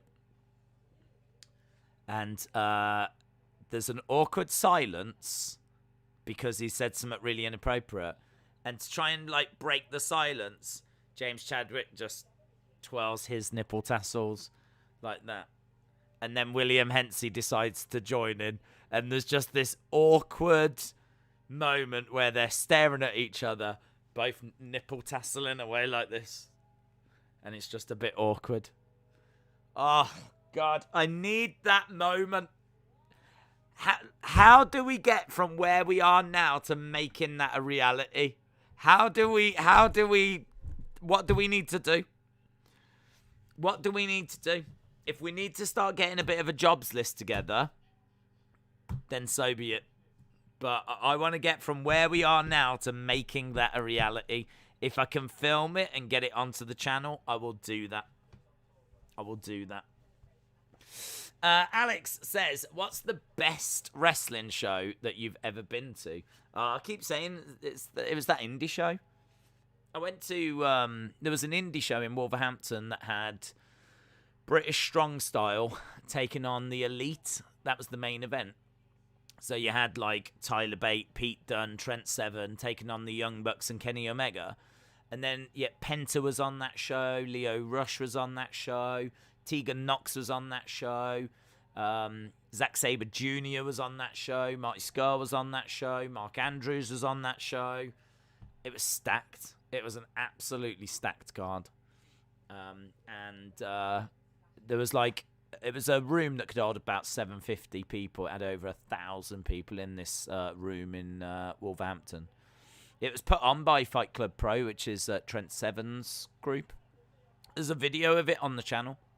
It's amazing. It was absolutely amazing. And I met like Tyler Bate before. It's the first time I met Tyler Bate was just before that show started. And that was brilliant. I agree. If you get a chance to go to indie wrestling, definitely do it. I mean, that was a special one, of course, but I've been to a few indie shows. I've always enjoyed them. Right, we are back. Austin said that was perfect. Please get that to happen. William's up for it. I knew he would be. I never thought that would be the concern. X Drive, shout out to you, buds. Right, we've got Kevin Owens down, and he goes out the ring. 9 minutes, that's all we've got left. Into the ladder goes Balor. Seth Rollins in control at the moment. He's in the corner. He's going to go charging over towards Balor, but Balor with a sling blade. Balor over in the corner. Here's Owens. Super kick by Owens. Balor with a drop kick, and Seth goes into the ladder. Super kick by Kevin Owens. Pele kick by Finn Balor. Rey Mysterio with a seated senton against the ropes. Up round the houses. Oh, face first. Face first powerbomb by Kevin Owens. A reverse powerbomb. Days jumped on the mattress until he got banned for life entering the store and hotels. The blanket you had behind you, was it comfortable and warm? I might get one, but I'm not sure it'll work since there's no reviews. Was it comfortable and warm? I've got it here. Hang on. Was it comfortable and warm? I mean, it's very soft. It's very soft. Is it warm? Hang on. I'll tell you if I'm warm. Am I warm? I feel like this could be me at trick or treat. I could be like an old lady with heating problems. Like this. Imagine if I was like this and then I just open it up and I've just got nothing but edible underwear on. This is what Hence is going to be like. Yeah, it is quite warm. I feel quite warm right now. Is it comfortable? Yeah, it's all right. It's nice. It's not sharp or anything at all. It doesn't scratch. Balor's got one hand on. Oh. Yeah, it's all right. I recommend it. If you can get it for a good price. Might be a little thin. Might be a little bit thin, but it is warm. It is definitely warm. But yeah, I don't know. I mean, like that's the kind of thing I could see being in a sale section. Oh, powerbomb through a table. Owens puts Rey through a table outside the ring. That's a bit too warm then. I had to take it off. Owens climbing up the ladder. Kevin Owens. Again, we're looking at Owens. Is he going to get it? Owens! Oh, I thought he was going to get it. He's got one hand on. Someone's grabbed him. Seth has grabbed him. Oh, look. Owens has got fingertips. Ah! It's going to be a powerbomb. Owens goes down.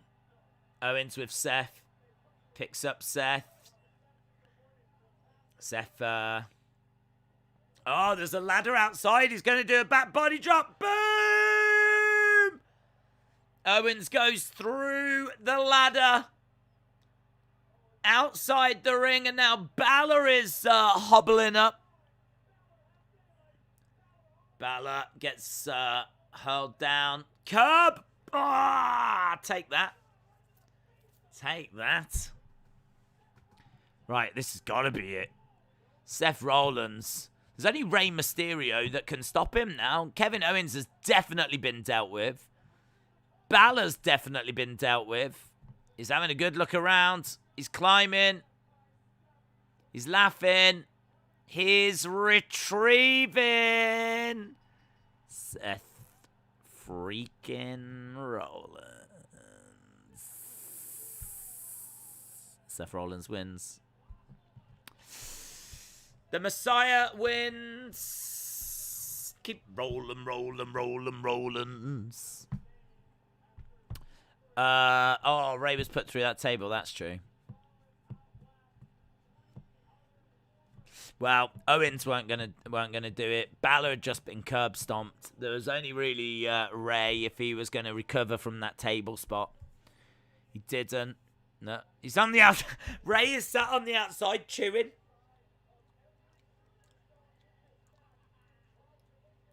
Munching on some beef jerky.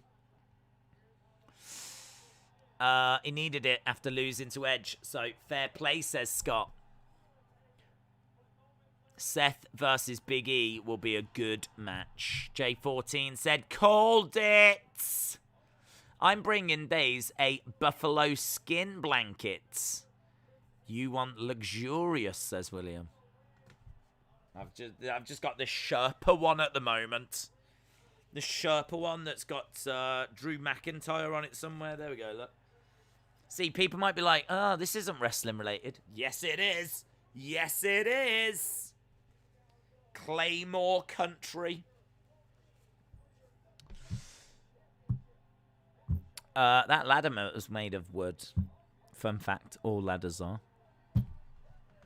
Straight up. Yeah, I want to go big.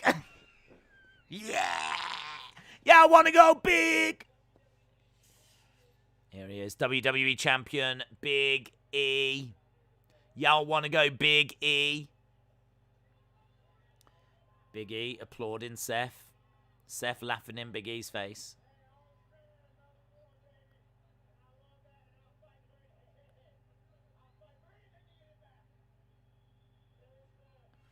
Fair is fair, or is fair in love and war. Seth puts his hand out.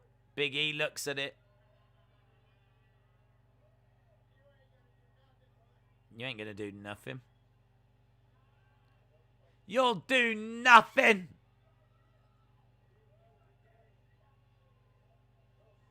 Did he say I hate you? Did Big E say I hate you?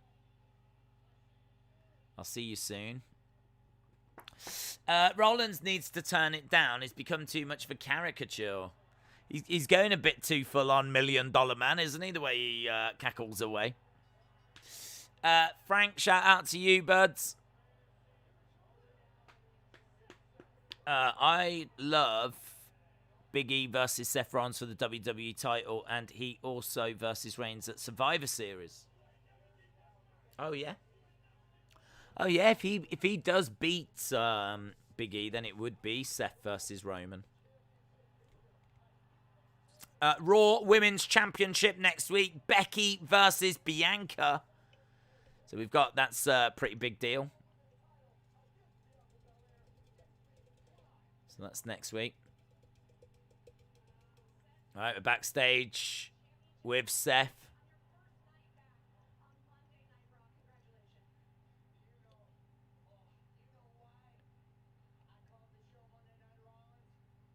Do you know why I call this show Monday Night Rollins? Because this is my show.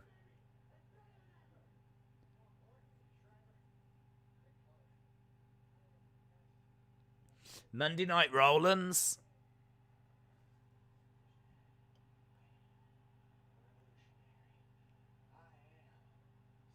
I am Seth freaking Rollins. There we go. We're seeing Seth win. They're really making that to be a big deal. I like that. I like that. I like the main event. I like the amount of time they gave it. I think if that's going to be the template going forward, you know, is it going to be a case that the main event now is going to get about half an hour? Who knows? That could be like a bit of a new, a slight little change. Right. what do you score WWE Raw? What do you think of this week's show? Let's get the scores in. See what people are thinking. 8 to 10. 7 to 7.75. 6 to 6.75. 5.75 or below. There we go. Seth should cash in his contract and tell the referee it's money in the bank, but just without the briefcase, says Thomas. Can't wait for NXT 2.0. It's much better than Raw and SmackDown. Also, NXT needs to introduce a new character called 18 to 49. Halloween Havoc tomorrow. Should be fun. I've had a lot of things before Halloween Havoc that have taken my attention away, but we are now turning our attention to NXT 2.0 and Halloween Havoc. That is tomorrow, and we will be doing that. 6.9, 10 out of 10 says Joseph, 7 says Scott, 7 says Sonny, 6.5 says Austin, 7 says Brad. Rye, see you tomorrow, buds. Shadam said was not feeling that at all. Jaden says 5. Seth should not have won. Finn Balor is being used disgracefully. Trey says 6. Brony says 6. J14 said 6.5. Cookie Kid on Fire says I missed the Fiends. Well, not long. What, 3 days? I mean, I don't think it'll be this. It won't be Dynamite, but well, Rampage, if it's pre-recorded, it won't be that either. But I don't know. Next week? Next week, could we be seeing the arrival of Wyndham? John said 4.25 missing chocolate puddings out of 10. 6 for Raw, but Brief Jerk is out of 10 for the stream. If you know, then you know. This show wasn't about it. Right, where are we with votes? We're at 181. That's not bad at all, is it really? 181 votes already. So, it'd be interesting to see what that gets up to. God, this is a really hard one for me to score. Because I didn't mind the Zelina Vega moment. I like the opening moment. I like the main event. Pretty much everything else I did not need. So, if I'm being really honest with myself, this is probably like lower than a 6. If I'm being completely honest with myself, this is probably a 5.75, 5.5. It's probably down there. I'm gonna go with a 6 though, because I did like that main event. Keith Lee, if he's going to join the Hurt Business, I think could be fun. It was good to see him. So the Keith Lee bit was all right. Main event was good. The opening bit was decent. Becky and Bianca, I think they're still talking. I'm pretty sure they're still going. That just seemed to go on forever. This is below average. I would not go above 6. Personally, for my scale, I wouldn't go above 6. I'd go down. If anything, I think I might be a bit high. But yeah.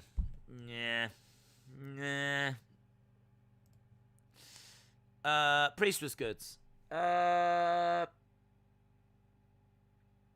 don't know is the answer to Priest, because they've changed his character to something very different now, and it's come out of nowhere, and it's just sort of like, we're doing this now. It's not as jarring as Apollo, like doing the Nigerian accent. It's not as jarring as that, nowhere near.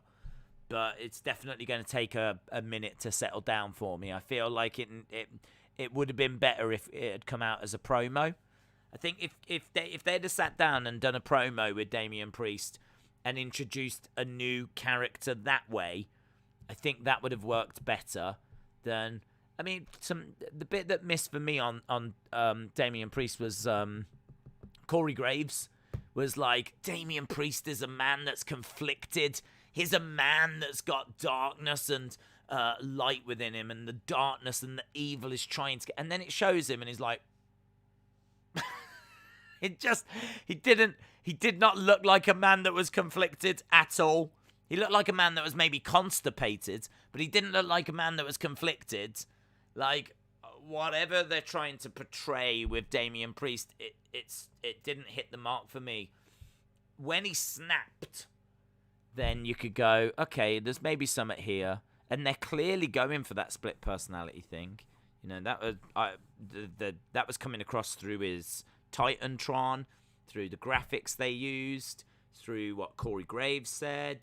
Like, it was kind of going through that. But, yeah, I don't know. I don't hate it. I just need to see more of it, to be honest, when it comes to Damian Priest. So, let's say there's potential. And we are 2 votes away from 250. So, once we get those, well, there they are. We'll wrap that up.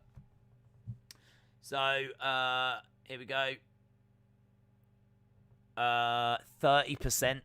Say 6 to 675, so it doesn't look like I'm that far out with the community, to be honest. 30% to 6 to 675. 29% no, 7 to 775.